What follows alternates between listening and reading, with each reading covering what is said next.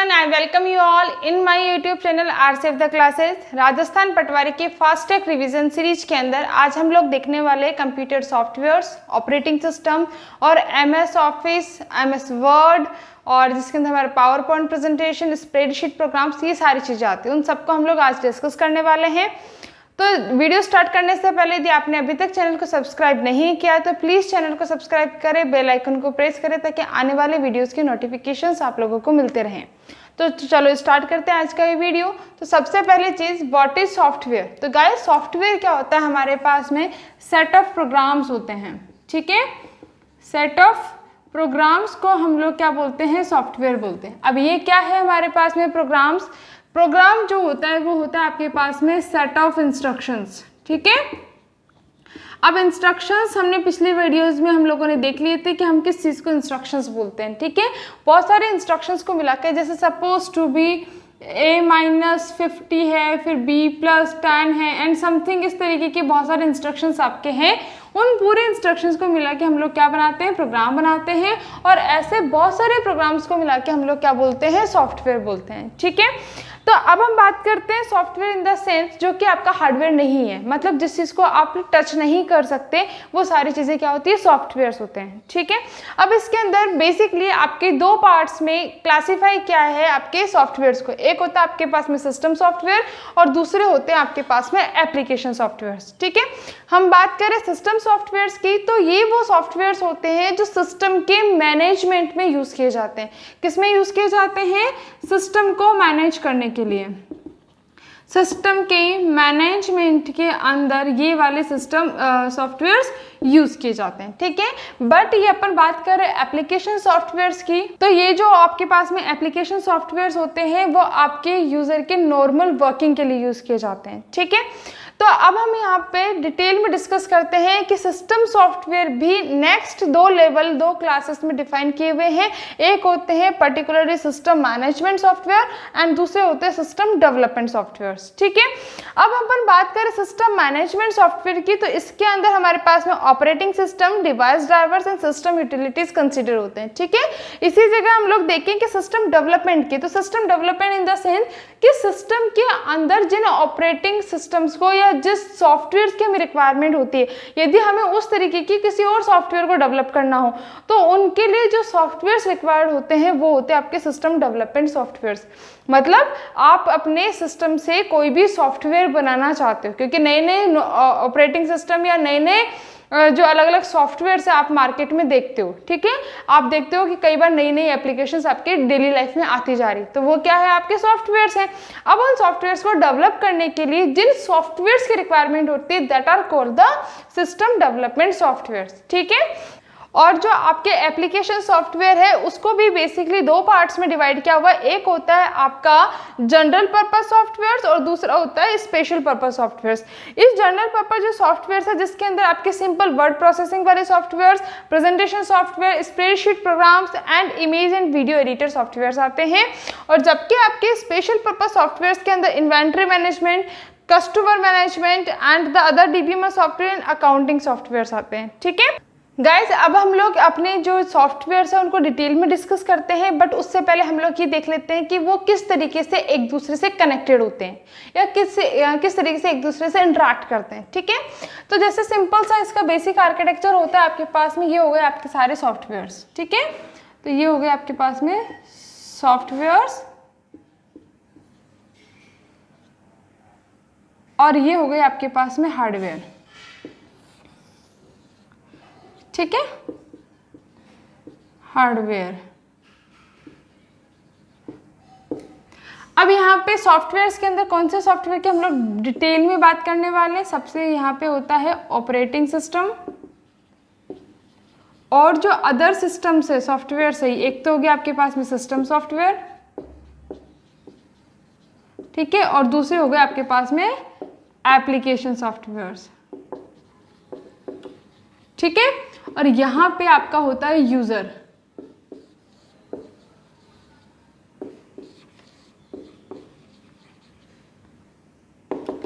इस तरीके से, ठीक है।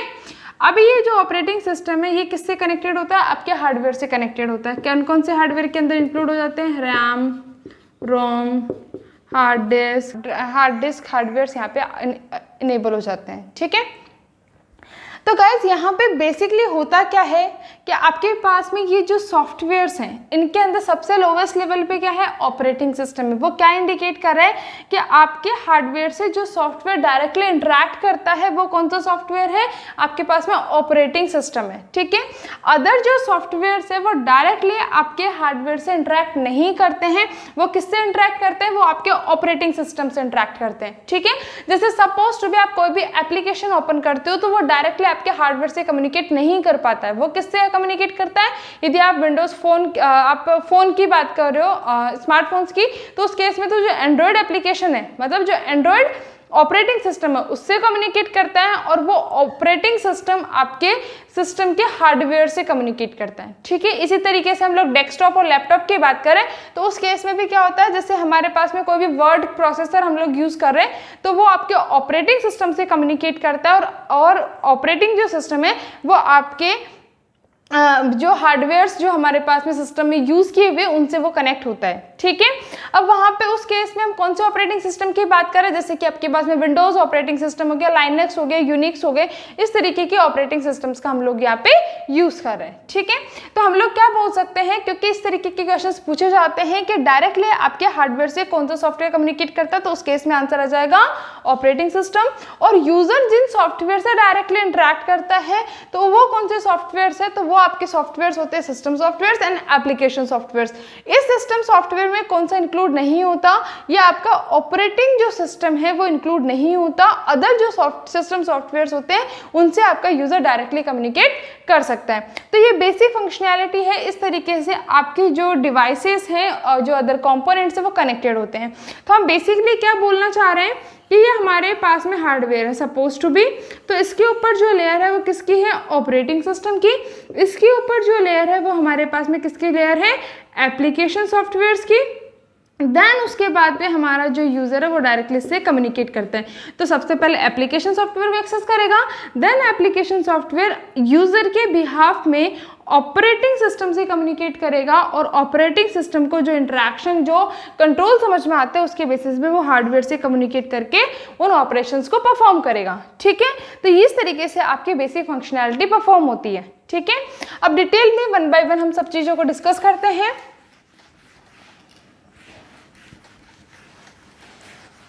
तो सबसे पहले कौन सा हो गया हमारे पास में, तो फर्स्ट हो गया हमारे पास में operating system.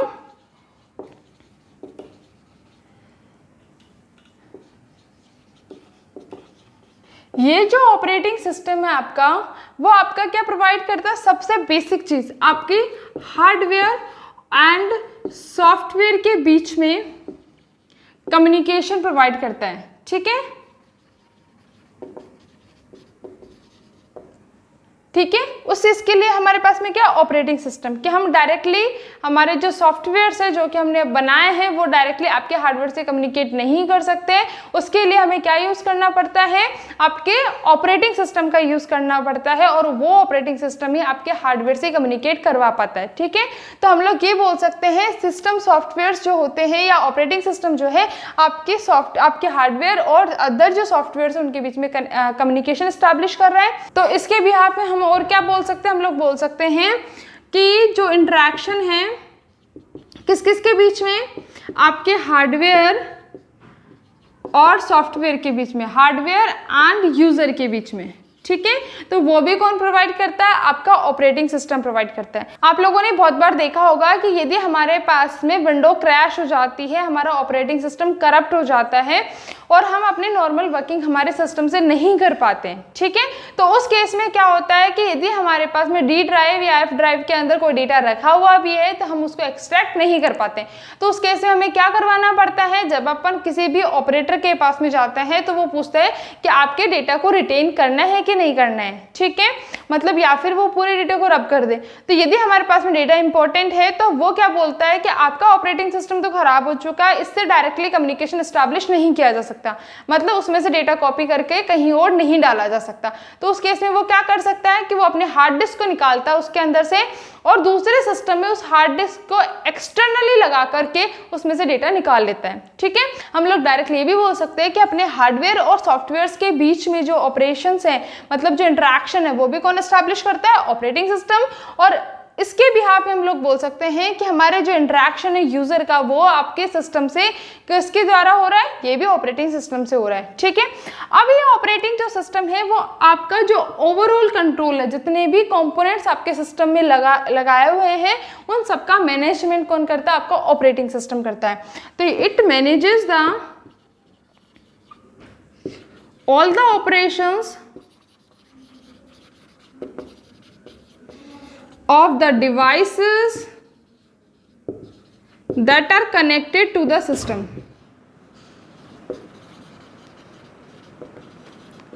To the system. ठीक है, अब इसके अंदर कौन कौन से ऑपरेशंस आपके इंक्लूड हो जाते हैं? जैसे कि आपके पास में हो जाते हैं डिवाइस मैनेजमेंट, ठीक है, रिसोर्स मैनेजमेंट,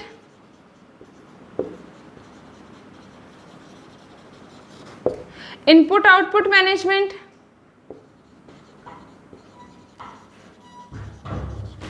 ठीक है। तो यहाँ पे बहुत सारे आपके पास में जो इसके हैं ऑपरेटिंग सिस्टम के वर्किंग्स है।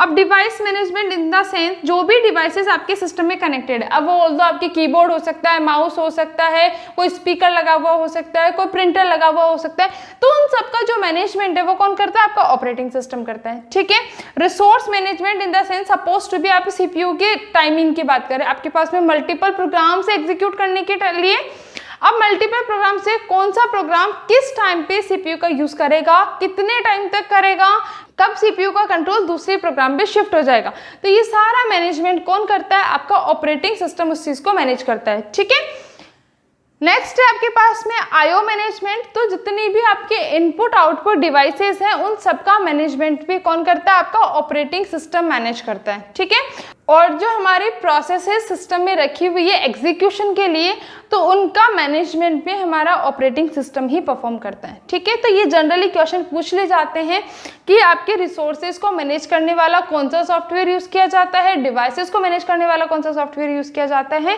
तो आपको बेसिक सा ये ध्यान रखना है कि जितने भी कंपोनेंट्स आपके सिस्टम में लगे हुए हैं उन सबका मैनेजमेंट कौन करता है? आपका ऑपरेटिंग सिस्टम करता है। ठीक है, वही आपके इंटरेक्शन प्रोवाइड करता है। ठीक है, नेक्स्ट है हमारे पास में डिवाइस ड्राइवर्स। बहुत बार ऐसा होता है कि आपसे डायरेक्टली पूछा जाता है कि डिवाइस ड्राइवर सॉफ्टवेयर है कि हार्डवेयर, तो बहुत सारे लोग इसी चीज में कंफ्यूज हो जाते हैं। जनरली लोग आंसर देते हैं कि डिवाइस ड्राइवर है कि हार्डवेयर है, बट डिवाइस ड्राइवर है क्या है? एक सॉफ्टवेयर है। तो हमारे पास में जो डिवाइस ड्राइवर्स है वो क्या होते हैं? डिवाइस ड्राइवर्स जो है हमारे पास में जितनी भी डिवाइसेस हमारे सिस्टम से कनेक्टेड होती है, तो उन कनेक्टेड डिवाइसेस से कम्युनिकेट करवाने के लिए हमें पर्टिकुलर सॉफ्टवेयर्स की रिक्वायरमेंट होती है, उन्हें हम लोग डिवाइस ड्राइवर्स बोलते हैं। जैसे सपोज टू बी आपका ये है ऑपरेटिंग सिस्टम। ठीक है, इस ऑपरेटिंग सिस्टम में कौन कौन से हो सकते हैं? हो सकता है विंडोज ऑपरेटिंग सिस्टम हो सकता है लाइनेक्स हो सकता है यूनिक्स ऑपरेटिंग सिस्टम हो, तो बहुत सारे तरीके के आपके पास में ऑपरेटिंग सिस्टम्स है। ये एज एन एग्जांपल हमने ले लिया। ठीक है, अब ये जो ऑपरेटिंग सिस्टम है, ये ऑपरेटिंग सिस्टम हमने क्या बोला? आपके डिवाइसेस को मैनेज करता है। सपोज टू बी ये हमारे पास में कीबोर्ड है, ठीक है, और ये हो गया हमारे पास में माउस, ये हो गया हमारे पास में कोई प्रिंटर। ठीक है, इस तरीके से हमारे पास में डिवाइसेस रखी हुई है। अब ये ऑपरेटिंग सिस्टम जो है हमारे कीबोर्ड से कम्युनिकेट करना चाहते हैं, बट अलग अलग वैरायटी ऑफ कंप्यूटर्स अवेलेबल है, अलग अलग सॉफ्टवेयर्स अवेलेबल है। ठीक है, अब हमें ऑपरेटिंग सिस्टम को, जैसे विंडोज 10 हमने ऑपरेटिंग सिस्टम यूज़ किया, तो उस केस में वो आपकी कंप्यूटर या आपके डिवाइस के लैंग्वेज को समझ पाएगा कि नहीं समझ पाएगा। तो उसके बीच में इंटरेक्शन करने के लिए हमारे पास में बीच में क्या लगे हुए होते हैं? डिवाइस ड्राइवर्स लगे हुए होते हैं। वो किससे एसोसिएटेड होते हैं? वो पर्टिकुलर कीबोर्ड की सीरीज से एसोसिएटेड होते हैं कि जिस तरीके का, जिस हार्डवेयर पे बेस्ड पे आपका कीबोर्ड बना हुआ है, उसी के कॉरस्पॉन्डिंग सॉफ्टवेयर एस्टैब्लिश किया हुआ है, और उस सॉफ्टवेयर को हम अपने सिस्टम के अंदर इंस्टॉल कर लेते हैं, ताकि जब भी कीबोर्ड आपका इंस्टॉल हो, यूज हो, उस केस में इस ड्राइवर से हम लोग कम्युनिकेट करवा पा रहे हैं। ठीक है, मतलब जिस फॉर्मेट के अंदर यहाँ पे टेक्स्ट को हम लोग टाइप करेंगे, उसको ये आपके कंप्यूटर के अंडरस्टैंडेबल फॉर्मेट के अंदर ये डिवाइस ड्राइवर क्या कर देता है, कन्वर्ट कर देता है। ठीक है, तो इस तरीके से वर्किंग होती है आपके डिवाइस ड्राइवर्स की। और ये होता है आपके पास में माउस का डिवाइस ड्राइवर, ये होता है आपका प्रिंटर का डिवाइस ड्राइवर। ऐसा नहीं है ओनली एक डिवाइस ड्राइवर सारे डिवाइसेस को मैनेज कर सकता है, क्योंकि एक सॉफ्टवेयर को नहीं पता कि दूसरे सॉफ्टवेयर की या दूसरे डिवाइस का कॉन्फ़िगरेशन क्या है। ठीक है, तो हर एक इंडिविजुअल जो डिवाइसेस होती है उन सबके अलग अलग ड्राइवर्स होते हैं। कई बार आप लोगों ने ये भी देखा होगा कि आपके सिस्टम में यदि इंटरनेट कनेक्ट नहीं हो पा रहा है या पर्टिकुलर आप कीबोर्ड को एक्सेस नहीं कर पा रहे हो, तो उस केस में आपसे बोला जाता है कि आप उसके ड्राइवर को अपडेट करो ताकि आपका इंटरेक्शन हो पाए। ठीक है, तो उस केस में हमसे यही बोला जाता है कि हमारे सिस्टम से यदि हमें कोई भी डिवाइस यूज़ करनी है तो हमें पर्टिकुलर उसका जो ड्राइवर है वो यूज़ करना पड़ेगा। ठीक है, अब ये जो ड्राइवर्स हैं वो कहाँ होते हैं, क्या इनके पास में होते हैं ड्राइवर्स? नहीं, ये इनके पास में नहीं होते, ये सिस्टम के अंदर होते हैं। ठीक है, हम जो भी सिस्टम को यूज़ करें उस सिस्टम के अंदर हम ड्राइवर्स जो हैं उनको इंस्टॉल करते हैं एज ए सॉफ्टवेयर। जैसे नॉर्मल सॉफ्टवेयर्स होते हैं उसी तरीके से हम डिवाइस ड्राइवर्स को भी इंस्टॉल कर सकते हैं। ठीक है, अब नेक्स्ट एक और टर्मिनोलॉजी आती है आप लोगों के पास में, डिवाइस कंट्रोलर। ठीक है, तो गाइस जिस तरीके से आपके सिस्टम के अंदर माइक्रो प्रोसेसर की चिप लगी हुई होती है उसी तरीके से यहाँ पे डिवाइस कंट्रोलर भी एक चिप की जैसे होता है, बट वो लगा हुआ कहाँ पे होता है, वो डिवाइसेस के हार्डवेयर के अंदर लगा होता है। जैसे कीबोर्ड के अंदर सर्किटरी में लगा हुआ होगा, माउस के अंदर लगा हुआ होगा और आपके प्रिंटर के अंदर चिप लगी हुई होगी। ठीक है, तो वो जो चिप होती है वो होती है आपकी कंट्रोलर। ठीक है, उसको हम लोग बोलते हैं डिवाइस कंट्रोलर। अब डिवाइस कंट्रोलर ही क्यों बोला गया, डिवाइस प्रोसेसर क्यों नहीं बोला गया? क्योंकि वो पर्टिकुलर एलिमेंट को कंट्रोल करने के लिए होती है। प्रोसेसर किसको बोला जाता है? जिसके अंदर मल्टीपल वैरायटी ऑफ चीज़ों को वो कंट्रोल करता है। ठीक है, कंट्रोलर क्या करता है, यहाँ पे ओनली कीबोर्ड से जो रिलेटेड फंक्शनैलिटी है बस वो ही परफॉर्म कर पाता है और फंक्शनैलिटी को वो परफॉर्म नहीं कर सकता। तो इन सब चीज़ों को हम लोग क्या बोलते हैं, डिवाइस कंट्रोलर बोलते हैं। ठीक है, तो ये थे आपके डिवाइस ड्राइवर्स। तो नेक्स्ट है आपके पास में सिस्टम यूटिलिटीज। ये जो सिस्टम यूटिलिटीज है आपके कंप्यूटर सिस्टम को मेंटेन करने के लिए, मतलब मेंटेनेंस प्रोवाइड करने के लिए यूज की जाती है। अब मेंटेनेंस इन द सेंस कि आपका डेटा जो भी आप स्टोर कर रखे हो वो सिक्योर होना चाहिए, वो मैनेजमेंट उसका बहुत अच्छे से होना चाहिए ताकि उसमें डायरेक्टली एक्सेसिंग उसमें कर पाओ। ठीक है, और उसमें बहुत प्रोटेक्टेड तरीके से होना चाहिए कि ऐसा नहीं है कोई वायरस आके उस पर अटैक कर दे। तो इस तरीके से जो मेंटेनेंस वाला जो काम है वो कौन करता है, आपकी सिस्टम यूटिलिटीज़ करती है। अब इसके अंदर जो बेसिक सी सबसे इम्पॉर्टेंट चीज़ है वो क्या है आपके पास में, कि जो बेसिक आपकी सिस्टम यूटिलिटीज़ है वो किसके साथ में इंस्टॉल हो जाती है, जब आप ऑपरेटिंग सिस्टम को इंस्टॉल करते हो तो उसके साथ में ही सिस्टम यूटिलिटीज़ की जो पैकेजेस हैं वो आपके इंस्टॉल हो जाते हैं। ठीक है, हम कौन से पैकेजेस की बात कर रहे हैं, तो गाइस हम लोग यहाँ पे बात कर रहे हैं डिस्क फ्रेगमेंटेशन। डिस्क फ्रेगमेंटेशन हमारे यहाँ पे सिस्टम यूटिलिटी है।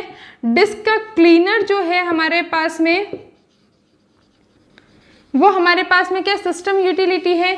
और जो हमारे पास में बैकअप यूटिलिटीज़ हैं, नेक्स्ट हो गए आपके पास में एंटीवायरसेस और एक हो गया आपके पास में डिस्क कंप्रेशन। ये सारे यूटिलिटी के पैकेजेस हैं जो आप जब ऑपरेटिंग सिस्टम को इंस्टॉल करते हो तो उसी के साथ में ये सारी चीज़ें इंस्टॉल हो जाती हैं।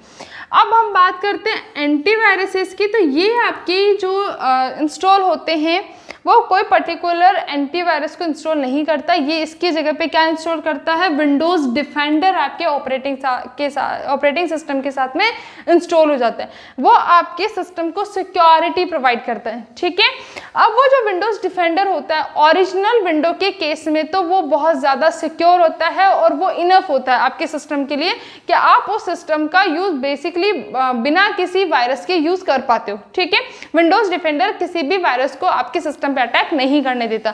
बट जैसे ही हम अपने ऑपरेटिंग सिस्टम को रिप्लेस करके कोई पायरेटेड ऑपरेटिंग सिस्टम डाल चुके होते हैं, मतलब कोई डुप्लीकेट ऑपरेटिंग सिस्टम डाल चुके होते हैं, उस केस में हमारा वो विंडोज़ डिफेंडर काम करना बंद कर चुका होता है। उस केस में हमें अदर एंटीवायरस जैसे क्विक हिल एंटीवायरस सॉफ्टवेयर हो गया, कैस्पर्स का एक का है, तो ये अलग अलग आपकी कंपनीज है जिनके हमारे पास में एंटीवायरसेस अवेलेबल है। तो वो पेड एंटीवायरस सॉफ्टवेयर्स हमें अपने सिस्टम में इंस्टॉल करने पड़ते हैं ताकि हमारा डेटा सिक्योर रहे, वायरसेस आपके ना आए। ठीक है, अदर जो यूटिलिटी सॉफ्टवेयर है, जैसे हमारे पास में डिस्क फ्रेगमेंटेशन है, तो डिस्क फ्रेगमेंटेशन की बात हम लोग करते हैं। जैसे आप लोगों ने देखा होगा कि ये हार्ड डिस्क के प्लेटर्स है, ठीक है।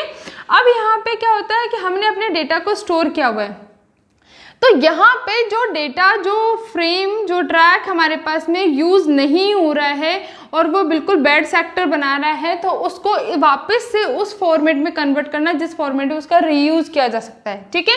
तो मतलब यहाँ पे डेटा को हटाना, उसको क्लीन करना, उसका काम होता है आपके डिस्क फ्रेगमेंटेशन और क्लीनर का, ठीक है। नेक्स्ट हमारे पास में डिस्क कंप्रेशन। तो कंप्रेशन इन द सेंस, आप जब डेटा स्टोर कर रहे हो तो वो कंप्रेस्ड फॉर्मेट में होना चाहिए, मतलब वो एनकोडेड फॉर्मेट में या कंप्रेस्ड होना चाहिए, ताकि आप कम स्पेस में ज़्यादा चीज़ों को रिटेन कर पाओ, ठीक है। तो इस तरीके से हमारे पास में सिस्टम यूटिलिटीज होती है। यहाँ पे हमारे पास में एक और फंक्शनैलिटी आप लोग देखोगे, यदि विंडोज ऑपरेटिंग सिस्टम यदि आप डायरेक्टली यूज भी कर रहे हो तो वहाँ पे आपके पास में बैकअप की फैसिलिटी होती है कि आप अपने सिस्टम का बाय द टाइम बैकअप लेते रहते हो, और जब आपका सिस्टम कभी करप्ट हो भी जाता है तो आप लोग अपने बैकअप से डायरेक्टली रिकवरी करवा पाते हो, ठीक है। तो ये थी हमारे पास में सिस्टम यूटिलिटी सॉफ्टवेयर्स। नेक्स्ट हम लोग डिस्कस करते हैं सिस्टम डेवलपमेंट सॉफ्टवेयर्स को, और उसके अंदर है पहला हमारे पास में प्रोग्रामिंग लैंग्वेजेस। तो ये जो प्रोग्रामिंग लैंग्वेजेस है, सबसे पहली चीज़ हमारे पास में कौन सी प्रोग्रामिंग लैंग्वेजेस की हम लोग बात कर रहे हैं, तो गाइस हमारे पास variety of programming languages available है। जैसे पहला हो गया हमारे पास में प्रोग्रामिंग लैंग्वेजेस। अब ये जो प्रोग्रामिंग लैंग्वेजेस है उसके अंदर आपके पास में सबसे पहले जो प्रोग्रामिंग लैंग्वेज आई थी वो क्या थी हमारे पास में, मशीन लेवल लैंग्वेज थी, ठीक है। तो मतलब उसके अंदर क्या होता था आपके लिए 10101010 इस तरीके का जो फॉर्मेट होता था, इस फॉर्मेट में आपके प्रोग्राम्स लिखे जाते थे, ठीक है, और फिर इनको एग्जीक्यूट किया जाता था तो इनके कॉरेस्पॉन्डिंग ऑपरेशंस परफॉर्म होते थे, ठीक है। अभी हमें नहीं समझ में आ रहा है कि ये कॉम्बिनेशन किस चीज़ को डिनोट कर रहा है।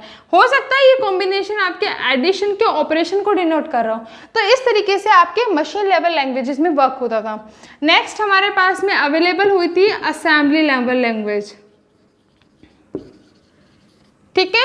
अब ये जो असेंबली लैंग्वेज थी, इस केस में क्या हुआ था, असेंबली लैंग्वेज के अंदर नेमोनिक्स फॉर्मेट के अंदर आपके जो इंस्ट्रक्शंस थे वो अवेलेबल हुए थे। जैसे सपोज टू बी एडिशन हुआ R1 एंड R2 का। यहाँ पे R1 एंड R2 क्या है, हमारे पास में रजिस्टर्स है जो आपके प्रोसेसर के चिप के अंदर अवेलेबल है। वो क्या होते हैं, आपके टेम्पररी वेरिएबल्स होते हैं हार्डवेयर के अंदर। हम लोग यदि नॉर्मल सेंस में बात करें तो वो क्या कर रहे हैं कि R1 के अंदर जो वैल्यू डली हुई है वो, और R2 के अंदर जो वैल्यू डली हुई है उनको ऐड करके वापस से R1 में डाल दो, ठीक है। जैसे सपोज टू बी ये R1 है जिसके अंदर 2 लिखा हुआ है, ये R2 है जिसके अंदर 3 लिखा हुआ है, दोनों को ऐड किया कितना है 5, और R1 के अंदर हमने लिख दिया 5, ठीक है। तो इस तरीके से हमारे पास में असेंबली लैंग्वेज की वर्किंग आई थी, जिसमें इस तरीके से नेमोनिक्स फॉर्मेट के अंदर हमारे पास में इंस्ट्रक्शंस लिखे जाते थे, ठीक है। अब ये आपके मशीन लेवल लैंग्वेज के कंपैरिजन में आसान है, क्योंकि आपको समझ में आ रहा है कि आप ऐड यूज़ करो, वर्ड यूज़ करो, इससे वर्ड से हमें क्लियर हो रहा है कि हम यहाँ पे एडिशन परफॉर्म कर पा रहे हैं। अभी भी हमारी सारी प्रॉब्लम सॉल्व नहीं हुई थी, तो उसके बाद में हमारे पास में क्या अवेलेबल हुई थी, हाई लेवल लैंग्वेजेस हमारे पास में अवेलेबल हुई थी। और जो ये हाई लेवल लैंग्वेजेस थी उसके अंदर सपोज टू भी आपके पास में सी लैंग्वेज, C++, C# लैंग्वेजेस, Java, Python, variety of languages आपके पास में अवेलेबल हैं, ठीक है। तो इनकी फंक्शनिंग जो है वो इनका जो यूज़ है वो क्यों यूज़ किया जाता है, ताकि आप प्रोग्राम्स बना पाओ और वो प्रोग्राम्स आपके सिस्टम से इंटरेक्ट करके ऑपरेशंस को परफॉर्म कर पाए, ठीक है। तो इन प्रोग्रामिंग लैंग्वेजेस का यूज़ किया जाता था ताकि आप अपने कोई भी सॉफ्टवेयर्स को बना पाओ। नए नए सॉफ्टवेयर्स आपके इन्हीं प्रोग्रामिंग लैंग्वेजेस के बेसिस पे बने हुए हैं, ठीक है। जैसे आप लोगों ने देखा होगा कि कभी कोई एप्लीकेशन आ जाता है, कभी कोई एप्लीकेशन आपका नया अवेलेबल हो जाता है, तो उन एप्लीकेशंस के बैकएंड में क्या है, वो आपके कोड से ही तो बने हुए हैं, और वो कोड कौन से लैंग्वेजेस में लिखा है, वो इन्हीं में से किसी लैंग्वेज के अंदर लिखा हुआ है। क्योंकि एंड्रॉयड के अंदर जावा लैंग्वेज का यूज़ किया जाता है, तो जावा के अंदर वो कोड लिखा हुआ है बेसिक सा, ठीक है। तो उसके बेसिस पे हम लोग यहाँ पे अपने प्रोग्रामिंग लैंग्वेजेस की बात कर रहे हैं, ठीक है। अब नेक्स्ट है हमारे पास में प्रोग्राम कंपाइलर। अब देखिए गाइस, यदि हमारे पास में प्रोग्रामिंग लैंग्वेज से हमने प्रोग्राम बना लिया, अब उस प्रोग्राम का यूज़ कब होगा, किस तरीके से हम लोग यूज़ करेंगे प्रोग्राम के अंदर? इस प्रोग्राम के अंदर हमारे पास में सपोज टू भी यहाँ पे मैंने हाई लेवल लैंग्वेज का प्रोग्राम बना लिया, बट ये हाई लेवल लैंग्वेज का जो प्रोग्राम है वो यूज़र के लिए बहुत ही अच्छा प्रोग्राम है, क्योंकि यूज़र बहुत आसानी से सीख पाता है, क्योंकि वो नॉर्मल लैंग्वेज में आपके बनाया जाता है। ठीक है, इंग्लिश लैंग्वेज के अंदर नॉर्मली सिंटैक्स के थ्रू, इसका हाई लेवल लैंग्वेज के थ्रू हम लोग प्रोग्राम बना पाते हैं। बट ये हाई लेवल लैंग्वेज का जो प्रोग्राम है वो कंप्यूटर को समझ में नहीं आता। कंप्यूटर को तो एक ही लैंग्वेज समझ में आती है, वो है आपकी मशीन लाइक लैंग्वेज। ठीक है, अब इस हाई लेवल लैंग्वेज को मशीन लैंग्वेज में कन्वर्ट करने के लिए हमारे पास में मीडियरी सॉफ्टवेयर्स है। तो हमें क्या कन्वर्ट करना है? हाई लेवल लैंग्वेज को मशीन लेवल लैंग्वेज में कन्वर्ट करना है। ठीक है, तो यहाँ पे हमारे पास में बीच में क्या लगे हुए होते हैं? कंपाइलर और इंटरप्रेटर्स लगे हुए होते हैं, जो आपके हाई लेवल लैंग्वेज को मशीन लेवल लैंग्वेज में कन्वर्ट करते हैं। ठीक है, तो ये जो कंपाइलर है इसका काम क्या होता है? आपके हाई लेवल लैंग्वेज को मशीन लेवल लैंग्वेज में कन्वर्ट करने का जो काम है वो आपका होता है ये प्रोग्राम कंपाइलर का। ठीक है, बट एक प्रोग्राम कंपाइलर क्या करता है? जैसे सपोज टू भी यहाँ पे कोई प्रोग्राम लिखा हुआ है मल्टीपल लाइंस का, ये पूरे के पूरे प्रोग्राम को एक साथ स्कैन करता है, देन ये अपने आउटपुट विंडो पे सारे जितनी भी उसके एरर्स है उन सबको एक साथ शो कर देता है कि इस लाइन में ये एरर है, इस लाइन में ये एरर है। ये इसके अंदर लाइन नंबर भी स्पेसिफाई करता है और उसके कॉरस्पॉन्डिंग एरर को भी यहाँ पे शो करता है। बट ये फंक्शनैलिटी क्या हुई कि सारे प्रोग्राम के एक साथ स्कैनिंग, सारे प्रोग्राम के सारे एक साथ एरर्स आ जाती है। बट थोड़ा सा टाइम कंज्यूमिंग होता है, क्योंकि जब सारे एरर्स को करेगा तो थोड़ा सा टाइम तो उसको लगेगा। ठीक है, बट इसी तरीके से एक और सॉफ्टवेयर हमारे पास में अवेलेबल है और वो है हमारे पास में प्रोग्राम इंटरप्रेटर। अब वो प्रोग्राम इंटरप्रेटर है, वो भी काम कंपाइलर वाला ही करता है कि आपकी हाई लेवल लैंग्वेज को मशीन लेवल लैंग्वेज में कन्वर्ट कर रहा है। पर बेसिक डिफरेंस क्या है उसके अंदर कि ये लाइन बाय लाइन चेक करता है। जैसे फर्स्ट लाइन में एरर आई तो वो वहीं पे अपनी प्रोसेस को स्टॉप कर देता है और उसके कॉरस्पॉन्डिंग एरर को शो कर देता है। ठीक है, अब यूजर वापस एडिशन मोड में जाता है, यहाँ पे उसको चेंज कर देता है कि हाँ ये लैंग्वेज थोड़ी प्रॉब्लम हो गई, इस सिंटैक्स में कुछ प्रॉब्लम है, मैंने उसको अपडेट कर दिया। ठीक है, फिर नेक्स्ट लाइन में गया, नेक्स्ट लाइन में देखा कि बिल्कुल सही है, एग्जीक्यूट हो जाएगा। थर्ड लाइन में जाता है, उसने देखा वापस से प्रॉब्लम है, देन वापस से थर्ड लाइन में स्टॉप हो जाएगा और वो वापस से उसकी एरर शो कर देगा। तो इस तरीके से आपका इंटरप्रेटर वर्क करता है। तो पूछा जाता है कई बार क्वेश्चंस, जो कंपाइलर है वो पूरे पेज को कंपाइल करता है, जबकि interpreter line by line compiling करता है। ठीक है, दोनों की फंक्शनैलिटी इस तरीके से वर्क होती है। नेक्स्ट है हमारे पास में लिंकर एंड लोडर। तो गाइस जब ये कंपाइलर वर्क करता है, देखो ये सब चीज़ें एक दूसरे से रिलेटेड है। अब ये जो कंपाइलर कंपाइल करता है, इस चीज़ को मैं बना देती हूँ, जैसे हाई लेवल लैंग्वेज है, यहाँ पे हमारे पास में कंपाइलर ने वर्किंग की। ठीक है, अब कंपाइलर जो वर्क करके जो आउटपुट देता है वो आउटपुट क्या होता है? हमारे पास में ऑब्जेक्ट कोड बनता है। ठीक है, अब ये जो ऑब्जेक्ट कोड बन गया, ठीक है, उस ऑब्जेक्ट कोड को कहाँ पे भेजा जाता है? लिंकर के पास में भेजा जाता है। लिंकर क्या करता है? इस प्रोग्राम के अंदर हो सकता है और भी एक्सटर्नल जो सर्विसेज है उसका यूज़ किया जा रहा हो, तो उन सर्विसेज के जो कॉरस्पॉन्डिंग कमांड्स होती है, जो लैंग्वेज के जो सिंटैक्स होता है, उनको यहाँ पे इंक्लूड किया जाता है। कौन इंक्लूड करता है? आपका लिंकर इंक्लूड करते हैं। तो लिंकर जो है उसके अंदर, तो जैसे अपन किसी चीज़ का रेफरेंस देते हैं ना कि हाँ रेफरेंस के लिए आप उनसे कॉन्टेक्ट कर सकते हो, तो वो यदि अपन डायरेक्टली रेफरेंस की बात करें तो वो उस चीज़ को भी इंक्लूड हो रहा है वो चीज़। ठीक है, तो उसी तरीके से यहाँ पे भी हमारा लिंकर जो क्या करता है, आपके प्रोग्राम के अंदर जो स्पेसिफिक जो अदर जो फंक्शनैलिटी जो आपको इंक्लूड करवानी है वो सारी इंक्लूड करवा देता है आपका लिंकर। ठीक है, अब जब लिंकर इंक्लूड करवा देता है तो उसके पास में जो कोड बनता है, अब देखो गाइस यहाँ पे जो कोड हमारा बन रहा है वो क्या बन जाता है? EXE फाइल में कन्वर्ट हो जाती है, मतलब डायरेक्टली एप्लीकेशन फाइल में कन्वर्ट कर देता है आपकी जो आउटपुट है उसको। ठीक है, EXE जनरेट हो गया। अब यहाँ पे हमारा लोडर वर्क करता है। लोडर क्या करता है आपका? यहाँ पे लोडर आपकी जो एप्लीकेशन प्रोग्राम जो बन के रेडी हो गया एग्जीक्यूशन के लिए, उसको आपकी सिस्टम की मेन मेमोरी में डाल देता है। क्यों डाल देता है? क्योंकि मेन मेमोरी से हमारा CPU का डायरेक्ट इंटरेक्शन होता है और CPU उसकी प्रोसेसिंग स्टार्ट कर देता है। तो ये लोडर क्या करता है? मेन मेमोरी में लोड कर देता है और प्रोग्राम का एग्जीक्यूशन स्टार्ट हो जाता है। तो ये बेसिक फंक्शनैलिटी है आपके सिस्टम डेवलपमेंट सॉफ्टवेयर्स की। ठीक है, तो गाइस आप लोगों को ये वाली चीज़ें समझ में आ रही है। तो गाइस नेक्स्ट हम लोग देखते हैं अपने एप्लीकेशन सॉफ्टवेयर्स को। एप्लीकेशन जो सॉफ्टवेयर्स हैं उसके अंदर हमने देखे कि हम बेसिकली दो टाइप के सॉफ्टवेयर्स होते हैं, एक होते हैं हमारे पास में जनरल पर्पस सॉफ्टवेयर्स और एक होते हैं हमारे पास में स्पेशल पर्पस सॉफ्टवेयर्स। ठीक है, तो जो जनरल पर्पस सॉफ्टवेयर्स है उनको हम लोग डिटेल में डिस्कस करेंगे, क्योंकि ये जो सॉफ्टवेयर्स है उनको डिटेल में आपके अलग से टॉपिक मेंशन किया हुआ है, जिसके अंदर MS ऑफिस में मेजरली फोकस किया है। ठीक है, तो इसको हम बाद में देखते हैं। सबसे पहले हम लोग देखेंगे स्पेशल पर्पस सॉफ्टवेयर्स को, और इस स्पेशल पर्पस सॉफ्टवेयर्स के अंदर हमारे पास में अलग अलग सॉफ्टवेयर्स अवेलेबल है। जैसे सपोज टू भी आप किसी भी होटल में जाते हैं या किसी रेस्टोरेंट में जाते हैं, तो जब भी आप मेन्यू बताते हैं कि आपको क्या ऑर्डर करना है, तो उस केस में वो अपने सिस्टम में से देख के बताते हैं कि इसकी क्या प्राइस है और इसकी डिलीवरी अभी हो सकती है कि नहीं हो सकती है। तो सारी चीज़ें किसके थ्रू मैनेज कर रहे हैं? आपके सिस्टम के थ्रू। अब वो सिस्टम में क्या डाला हुआ है? स्पेशल पर्पस सॉफ्टवेयर, जो उनके पर्टिकुलर बिजनेस के लिए रिक्वायर्ड है। ठीक है, तो वो जो सॉफ्टवेयर्स होते हैं उन सॉफ्टवेयर्स को हम लोग क्या बोलते हैं? Special purpose softwares. ठीक है, क्योंकि उस सॉफ्टवेयर्स के हमें नॉर्मल पब्लिक को यूज करने की रिक्वायरमेंट नहीं है, क्योंकि हमको रेस्टोरेंट रन नहीं कर रहे हैं। ठीक है, तो पर्टिकुलर रेस्टोरेंट के लिए हो गया, पर्टिकुलर होटल के लिए हो गया, particular system customer relationship management के लिए कोई सॉफ्टवेयर्स हो गए। तो जो पर्टिकुलर काम के लिए जो सॉफ्टवेयर्स बने हुए होते हैं वो होते हैं आपके स्पेशल पर्पस सॉफ्टवेयर्स। अब इनके अंदर जो मेजरली फोकस जो सॉफ्टवेयर्स होते हैं जिनके हम लोग बता देते हैं, पहला होता है आपके पास में suppose to be inventory management.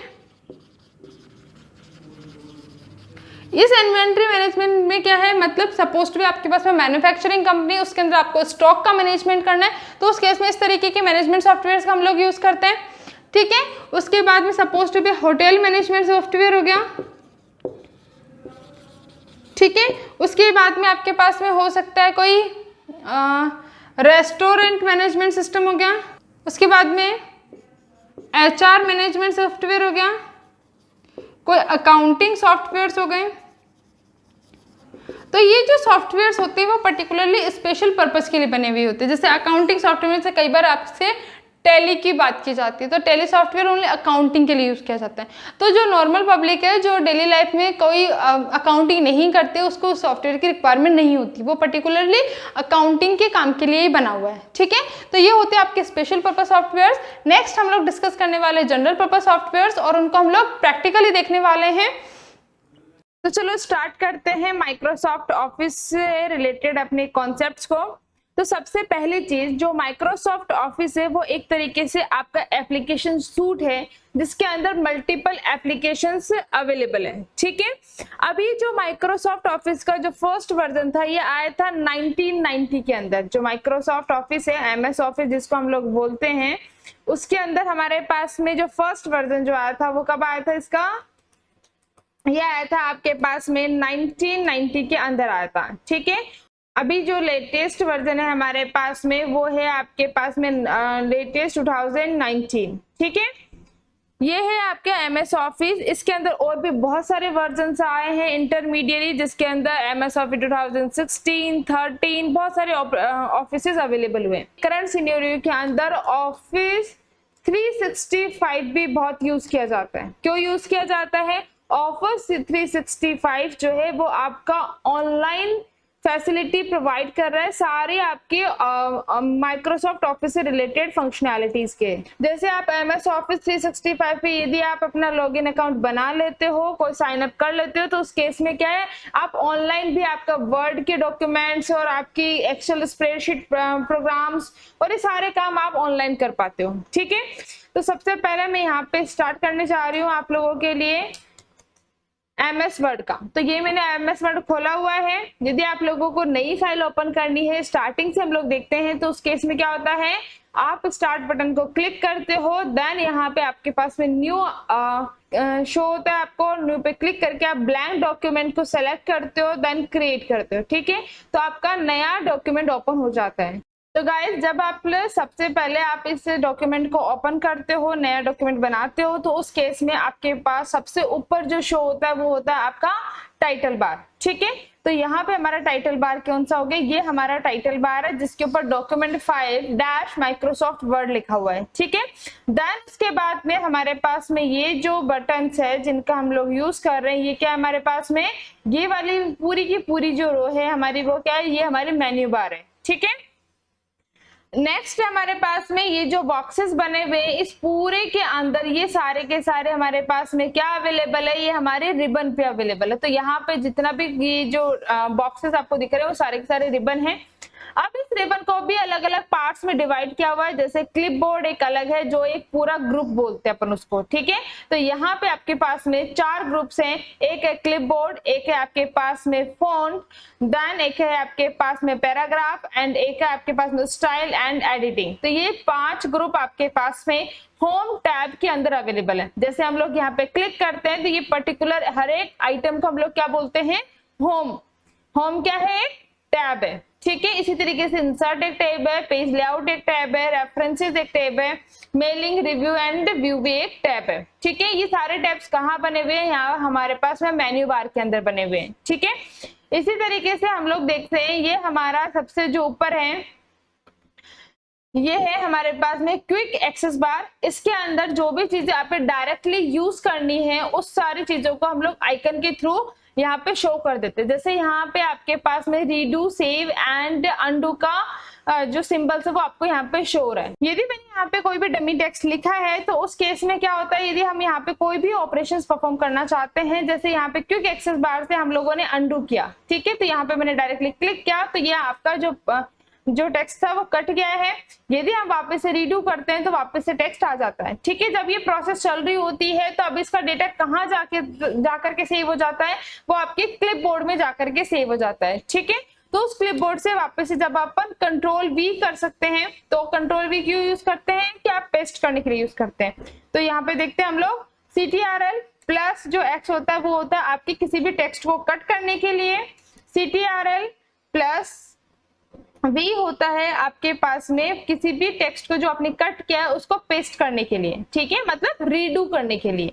और उसके बाद में एक होता है CTRL प्लस कॉपी करने के लिए, ठीक है। जैसे मुझे ये तीनों कमांड्स दोबारा लिखनी है तो मैं इन सबको सेलेक्ट करती हूँ, देन कंट्रोल C पास करती हूँ। मैंने कंट्रोल प्लस C प्रेस किया है, देन उसके बाद में मैंने एंटर किया और मैंने कंट्रोल प्लस V किया, तो ये दोबारा से आपको शो होना स्टार्ट हो जाती है, ठीक है। तो मैं अपने काम को क्या कर रही हूँ, कॉपी कर रही हूँ और वापस से मैंने उसको पेस्ट किया। तो इस तरीके से आपके जो क्विक एक्सेस है उसका भी यूज कर सकते हो और डायरेक्टली आपके पास में जो शॉर्टकट कीज है उनका भी यूज कर सकते हो, ठीक है। अब देखो यहाँ पे जो आपका क्लिपबोर्ड का जो ग्रुप है उसके अंदर आपको cut, copy, format, painter and paste option given है। तो यहाँ पे जो है जैसे suppose to be dummy text को मैंने सेलेक्ट किया तो ये सारे इनेबल हो गए। अब यहाँ पे मुझे इसकी स्टाइल चेंज करना है, जैसे सपोज टू बी मैंने इसकी साइज बढ़ानी है, मैंने इसकी साइज बढ़ा दी, इसके कलर को मैंने चेंज कर दिया, इसको हाईलाइट कर दिया, ठीक है। अब मुझे क्या करना है, ये सारा काम आपके नीचे वाले टेक्स्ट पे भी करना है। तो मैं कैसे कर सकती हूँ, इसको मैंने सेलेक्ट किया, मैंने फॉर्मेट पेंटर को डबल बार क्लिक किया, देन नीचे वाले किसी भी टेक्स्ट को मैं सेलेक्ट करती हूँ तो वो वाली जो स्टाइलिंग जो मैंने यूज की वो इसके ऊपर भी अप्लाई हो जाती है। तो फॉर्मेट पेंटर क्या है, जब आप एक टेक्स्ट की स्टाइल को दूसरे टेक्स्ट पे भी अप्लाई करना चाहते हो तो डायरेक्टली आप फॉर्मेट पेंटर के थ्रू कर सकते हो, ठीक है। तो अभी इसको आप डायरेक्टली जैसे और को भी आपको यूज करना है तो वो आप यूज कर सकते हैं। नेक्स्ट मैंने आप लोगों के यहाँ पे रैंडम पैराग्राफ्स को लिख लिया है। यदि हमें कोई भी पैराग्राफ हमें रैंडमली लिखना है तो उसके इसके लिए हम लोग क्या यूज कर सकते हैं, इक्वल्स टू का साइन, देन हमारे पास में होना चाहिए रैंडम के लिए RAND का फंक्शन यूज करते हैं, देन ब्रैकेट में हम लिखते हैं कि हमें कितने पैराग्राफ चाहिए। जैसे हमें एक और पैराग्राफ चाहिए और उसके अंदर कितनी लाइन्स होनी चाहिए, 5 लाइन हमारे पास में होनी चाहिए, ठीक है। तो उस केस में हम इसको क्लोज कर देते हैं एंड एंटर पास करते हैं, तो यहाँ पे 5 लाइन का आपका एक पैराग्राफ शो होना स्टार्ट हो जाता है, ठीक है। इस तरीके से हमने कुछ डमी पैराग्राफ्स यहाँ पे ले लिए हैं। अब हम यहाँ पे अलग और ऑपरेशंस को देखते हैं। तो यहाँ पे आपके पास में bold, italic and underline option given है। जैसे सपोज टू भी यहाँ पे किसी भी लाइन को मैंने सेलेक्ट कर लिया है, सेलेक्ट करने के बाद में यदि आपने यहाँ पे बोल्ड किया तो वो बोल्ड हो जाता है। आपने नेक्स्ट लाइन को सेलेक्ट करके इसको इटैलिक किया तो इटैलिक शो हो जाएगा, मतलब थोड़ा सा टिल्टेड फॉर्मेट में आ जाता है। और नेक्स्ट लाइन को आपने अंडरलाइन शो किया तो इस केस में आपके पास में हर एक लाइन के नीचे अंडरलाइन आ जाती है। पर अंडरलाइन के अंदर बहुत सारी वैरायटी ऑफ अंडरलाइंस आपके पास में गिवन है, तो आपको जो भी चूज करना है आप लोग चूज कर सकते हैं। जैसे सपोज टू मैंने ये वाली चूज की है। नेक्स्ट आपके पास में यहाँ पे स्ट्राइक थ्रो है। स्ट्राइक थ्रो के अंदर आपके जो भी टेक्स्ट आप यूज करते हो उसके ऊपर आपकी एक लाइन ड्रॉ हो जाती है, जैसे इस तरीके से, ठीक है। नेक्स्ट हमारे पास में सबस्क्रिप्ट। तो गाइस सबस्क्रिप्ट के अंदर हमारे पास में जो शॉर्टकट कीज होती है, अब देखो इसको हमारे टैप करने से ये क्या ओपन हो जाता है, हमारा टूल टिप आ जाता है, क्या बोलते हैं हम लोग इसको, टूल टिप बोलते हैं। जब भी हम किसी चीज को इनेबल करते हैं या उसको ओनली माउस ओवर करते हैं उसके ऊपर, तो वहां पे जो उसकी फंक्शनैलिटी वो आपको शो होना स्टार्ट हो जाती है, तो वो होती है आपकी टूल टिप। यहाँ के टूल टिप क्या शो कर रही है आपको कि ये एक सबस्क्रिप्ट है और कंट्रोल प्लस इक्वल्स टू से भी आप इसका शॉर्टकट की से भी इसका यूज कर सकते हो। तो गाइस यहाँ पे मैंने X2 लिखा है और इस X2 के अंदर जैसे ही मैं 2 को सेलेक्ट करके कंट्रोल एंड इक्वल्स टू का साइन प्रेस करती हूँ तो यहाँ पे आपका सबस्क्रिप्ट शो हो जाता है। तो X के साथ में सबस्क्रिप्ट आ जाता है 2 का, ठीक है। तो ये इस तरीके से वर्क करता है। इसी तरीके से यदि हम बात कर रहे हैं आपके इसकी सुपर स्क्रिप्ट की, तो जैसे सपोज टू भी यहाँ कैपिटल X लिखा और यहाँ पे मैंने 2 लिखा। अब हमें क्या लगाना है, सुपर स्क्रिप्ट, मतलब ऊपर पावर में लगाना है 2 को। तो उस केस में हम लोग क्या करेंगे, 2 को हम लोग सेलेक्ट करेंगे, देन उसके बाद में देखो यहाँ पे क्या ऑप्शन आपके पास में है, या तो आप डायरेक्टली इस बटन को क्लिक करोगे तो भी यहाँ पे ये पावर में चला जाएगा, और दूसरा तरीका क्या है कि आप शॉर्टकट का यूज करो। तो यहाँ पे शॉर्टकट आपको गिवन है, शॉर्टकट आपके पास में कंट्रोल शिफ्ट एंड प्लस। तो यहाँ पे मैं कंट्रोल शिफ्ट एंड प्लस के सिंबल को सेलेक्ट करती हूँ तो यहाँ पे आपको सुपर स्क्रिप्ट शो हो जाती है, ठीक है। तो इस तरीके से फंक्शनैलिटी होती है आपके वर्ड के अंदर सबस्क्रिप्ट और सुपर स्क्रिप्ट की। अब देखो नेक्स्ट है आप लोगों के पास में फॉर्मेटिंग स्टाइलिंग टेक्स्ट की। तो यहाँ पे देखो, यहाँ पे 5 आपके पास में स्टाइल है। पहला है आपके पास में सेंटेंस केस। तो इसके अंदर तो आपका जो नॉर्मल जो सेंटेंस केस है वो ही आपका यूज होता है। सेंटेंस केस का मतलब होता है किसी भी सेंटेंस के अंदर जो पहला जो वर्ड का जो पहला कैरेक्टर है वो ही आपका कैपिटल होता है, और सारे के सारे वर्ड, सारे के सारे कैरेक्टर्स आपके क्या होते हैं, छोटे होते हैं। तो उस केस में देखो यहाँ पे ये वाली जो हमने लाइन सेलेक्ट की उसके अंदर जो ऑन है, तो ऑन क्या ओ कैपिटल है, और सारे टेक्स्ट जो अदर टेक्स्ट है वो सब क्या है, छोटे हैं, ठीक है।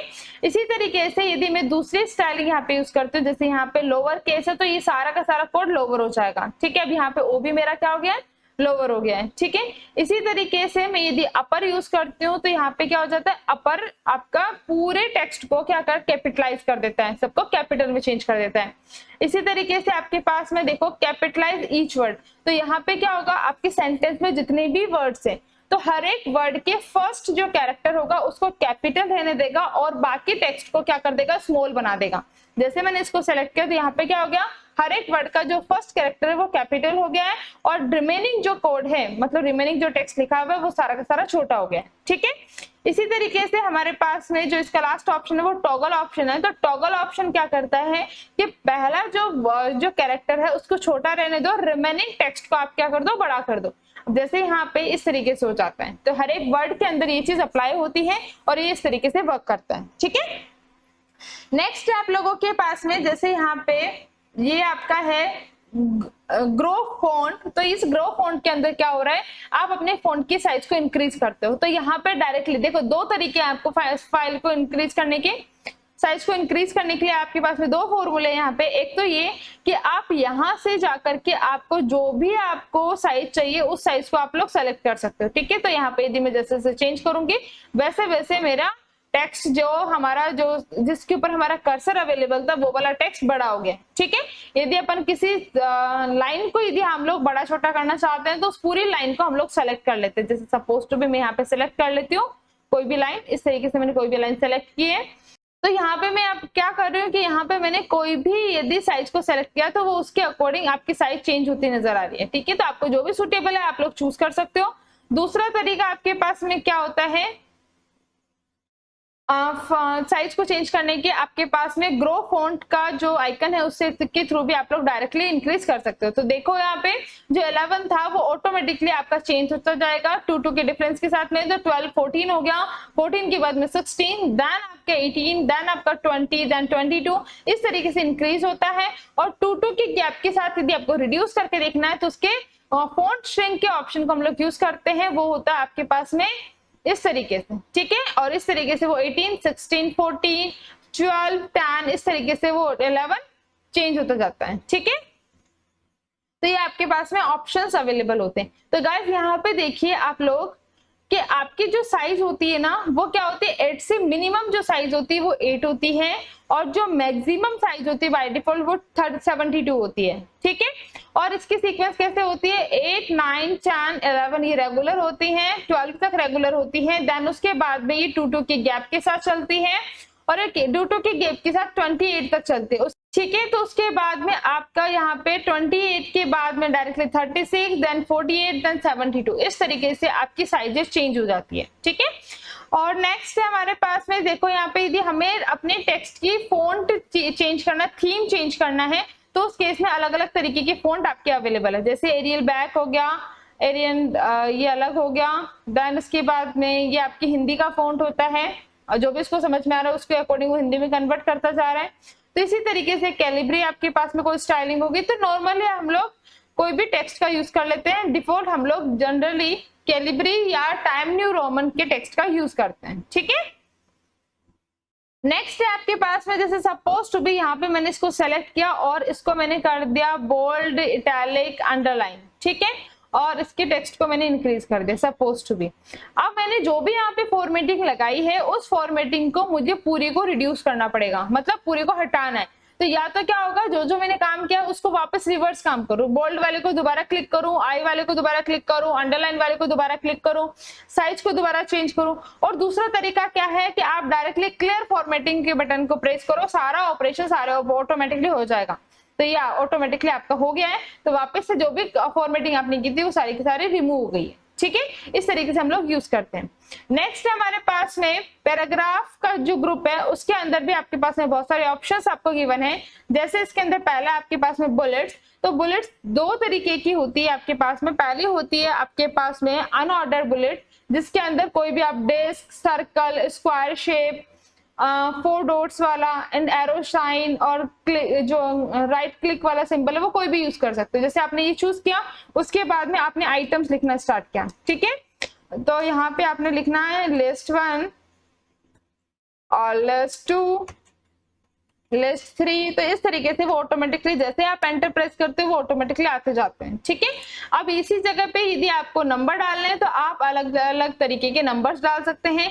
आप इन नंबर्स की लिस्ट को कस्टमाइज करना चाहते हैं तो आप लोग कस्टमाइज भी कर सकते हैं। ठीक है, देखिए जैसे यहाँ पे लिखा हुआ है चेंज लिस्ट के लेबल, तो यहाँ पे आप लोग चेंज भी कर सकते हो। यदि आपको कोई नया नंबर फॉर्मेट यूज करना है तो यहाँ पे नया नंबर फॉर्मेट भी आप लोग यूज कर सकते हो। ठीक है, नेक्स्ट आपके पास में यहाँ पे हमारे पास में जैसे यहाँ पे हायरार्किकल यदि हमें लिस्ट बनानी होती है तो भी हम लोग यूज कर सकते हैं।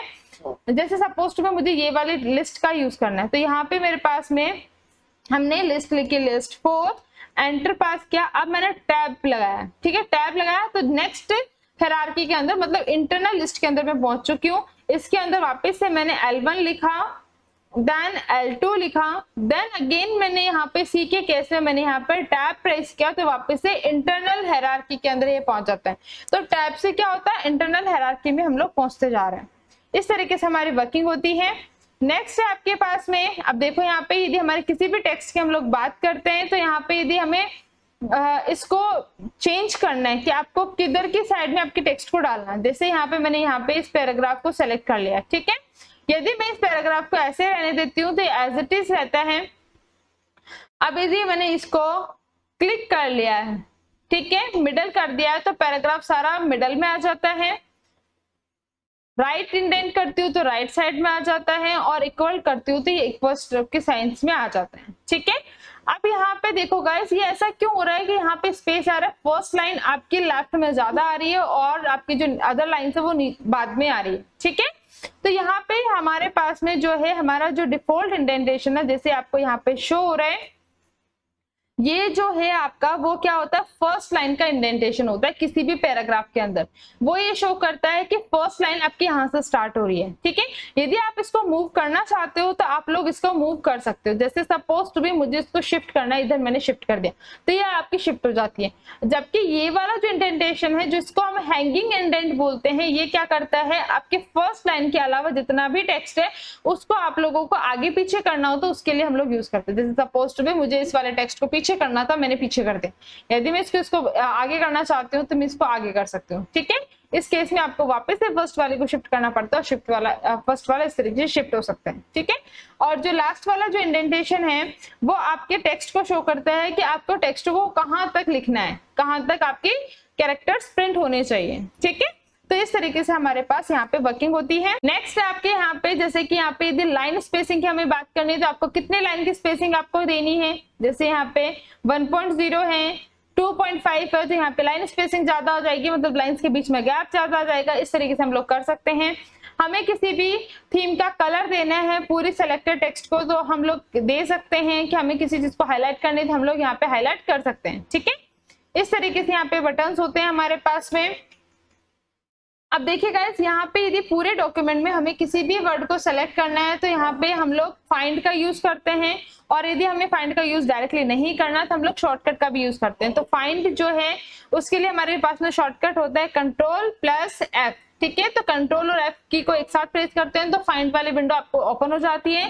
कोई भी वैल्यू को आपको यदि सर्च करना है, जैसे सपोज टू बी मुझे सर्च करना है गैलरी, तो उस केस में मैंने फाइंड नेक्स्ट किया तो यहाँ पे गैलरी का जो टेक्स्ट है वो आपका हाईलाइटेड फॉर्मेट में आ जाता है। ठीक है, यहाँ पे मैंने कैंसिल किया, और इसी जगह पे यदि मुझे यहाँ पे रिप्लेस का बटन यदि यूज करना है तो यहाँ पे Ctrl+H में यूज करती हूँ, और Ctrl+H करने पे मेरे पास रिप्लेस की जो विंडो है वो ओपन हो जाती है।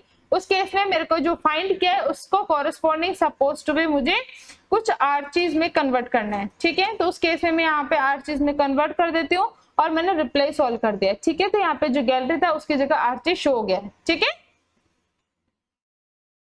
उसके बाद में है आपके पास में, ये हमें इसको क्लोज कर देते हैं।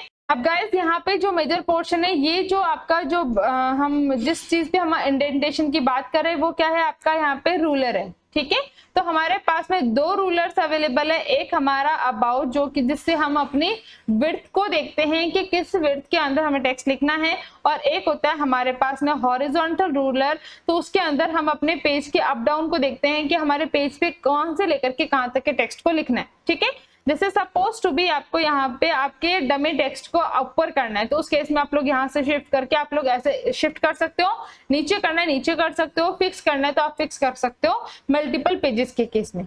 ठीक है, नेक्स्ट है हमारे पास में, देखो यहाँ पे अलग अलग व्यूज आपके पेजेस के अवेलेबल है। जैसे यहाँ पे देखो, ये जो है आपके पास में वो अलग अलग पेजेस के व्यूज हैं, जिसके अंदर जो पहला व्यू है वो है आपके पास में प्रिंट लेआउट व्यू, और next full screen reading view, next आपके पास में web layout, next outline, next आपके पास में ड्राफ्ट। जो प्रिंट लेआउट है वो आपका डिफॉल्ट जो पेज का जो लेआउट होता है वो प्रिंट लेआउट होता है। ठीक है, ये है आपके पास में फुल स्क्रीन, जब आपको ओनली आपके टेक्स्ट को शो करना होता है, आपके कोई एडिटिंग नहीं करनी होती, तो ये आप ओनली डेटा को देखना चाहते हो तो उस केस में आप लोग फुल स्क्रीन का यूज कर सकते हो। ठीक है, नेक्स्ट है आपके पास में वेब लेआउट, तो ये आपको वैसे शो करता है जैसे यदि सपोज टू भी ये वाला कंटेंट हमें वेब पेजेस पे, मतलब क्रोम की ब्राउजर की स्क्रीन पे यदि हमें देखना है तो वो इस तरीके से आपको दिखेगा।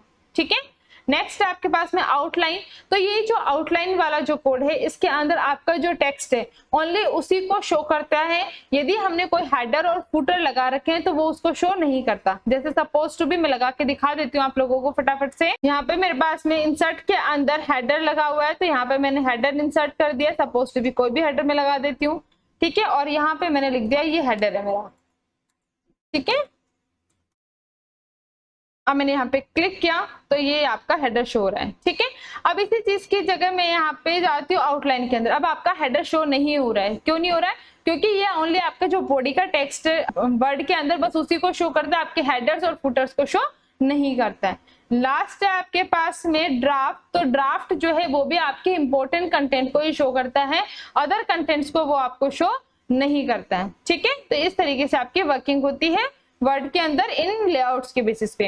नेक्स्ट आपके पास में जूम का लेवल, तो गाइस यहाँ पे जूम का लेवल देखो, क्योंकि एक बार क्वेश्चन आपका ऑलरेडी पूछा जा चुका है कि वर्ड के अंदर जूम का लेवल कितना होता है।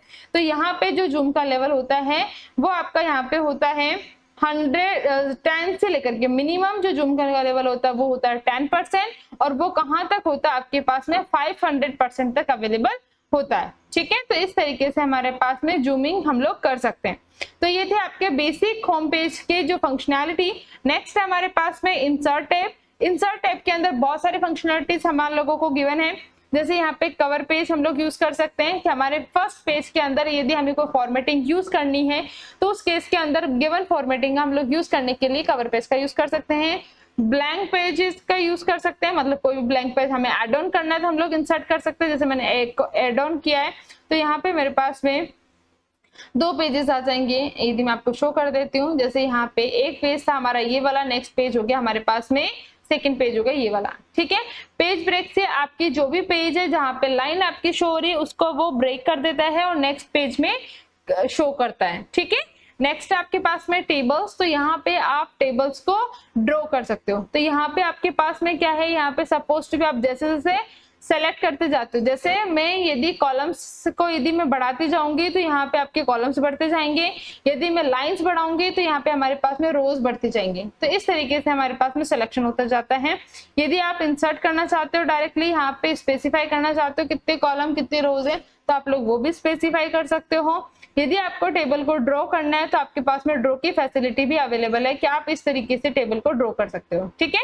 जैसे सपोज टू भी मुझे यहाँ पे लाइंस को ड्रॉ करना है तो यहाँ पे आप ड्रॉ कर सकते हो, ठीक है। तो इस केस में जनरली आप लोगों से जो क्वेश्चन पूछे जाते हैं वो ये पूछा जाता है कि आप लाइन को इंसर्ट टेबल को किस किस तरीके से इंसर्ट कर सकते हो, तो आपको ये पता होना चाहिए, ठीक है।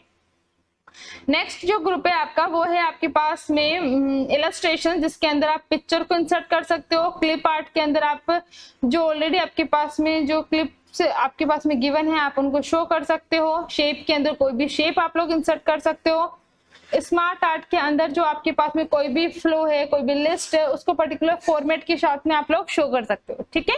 तो हम लोग इस तरीके से वर्किंग करते हैं। इसके अंदर चार्ट्स के अंदर हमारे पास में डिफरेंट टाइप के चार्ट्स अवेलेबल है, जैसे कॉलम चार्ट हो गया, लाइन चार्ट हो गए, पाई चार्ट हो गया, बार चार्ट हो गया, एरिया चार्ट हो गया, स्कैटर चार्ट हो गया, स्टॉक हो गया, सरफेस हो गया। देन उसके बाद में हमारे पास में डॉट नट हो गया और उसके बाद बबल चार्ट हो गया, राडर चार्ट हो गया। नेक्स्ट हमारे पास में हाइपरलिंक, यदि हमें किसी भी टेक्स्ट को हाइपरलिंक बनाना है, लिंक बनाना है ताकि हम किसी और पेज पे या किसी वेब के पेज पे जा सके, तो उस केस के लिए हम लोग हाइपरलिंक का यूज करते हैं। किसी चीज को हमें बुकमार्क करना हो ताकि हम लोग वापस से उस पर सर्च कर पाए तो उस चीज को हम बुकमार्क कर सकते हैं, ठीक है। यहाँ पे हेडर फुटर लगा सकते हैं, पेज का नंबर हम लोग शो कर सकते हैं। देखिए जैसे हम लोगों को शो करना है टॉप ऑफ द पेज, तो टॉप ऑफ द पेज के अंदर सपोज टू भी आपने इस तरीके से यूज किया है तो यहाँ पे टॉप ऑफ द पेज पे आपका पेज नंबर शो हो रहा है, फर्स्ट पेज नंबर 1 शो हो रहा है, तो इस तरीके से आपको शो हो जाता है, ठीक है। नेक्स्ट हम लोग देखते हैं इक्वेशंस। तो यहाँ पे यदि कोई भी आपको इक्वेशन लिखनी है तो आप लोग इक्वेशंस को शो कर सकते हो। इंसर्ट न्यू इक्वेशन से आप लोग नई इक्वेशन डाल सकते हो यहाँ पे, ठीक है। और यदि आप लोगों को कोई भी सिंबल शो करना है तो आप लोग कोई भी सिंबल को शो कर सकते हो। जैसे हमें ये सिंबल लगाना है तो हम डायरेक्टली यहाँ पे सिंबल का यूज कर सकते हैं, इंसर्ट कर सकते हैं। नेक्स्ट हम लोग देखते हैं पेज लेआउट के अंदर। तो यहाँ पे पेज लेआउट के अंदर सारे के सारे फंक्शनलिटी आपके पेज पे होती है, कंटेंट पे नहीं होती है, ठीक है।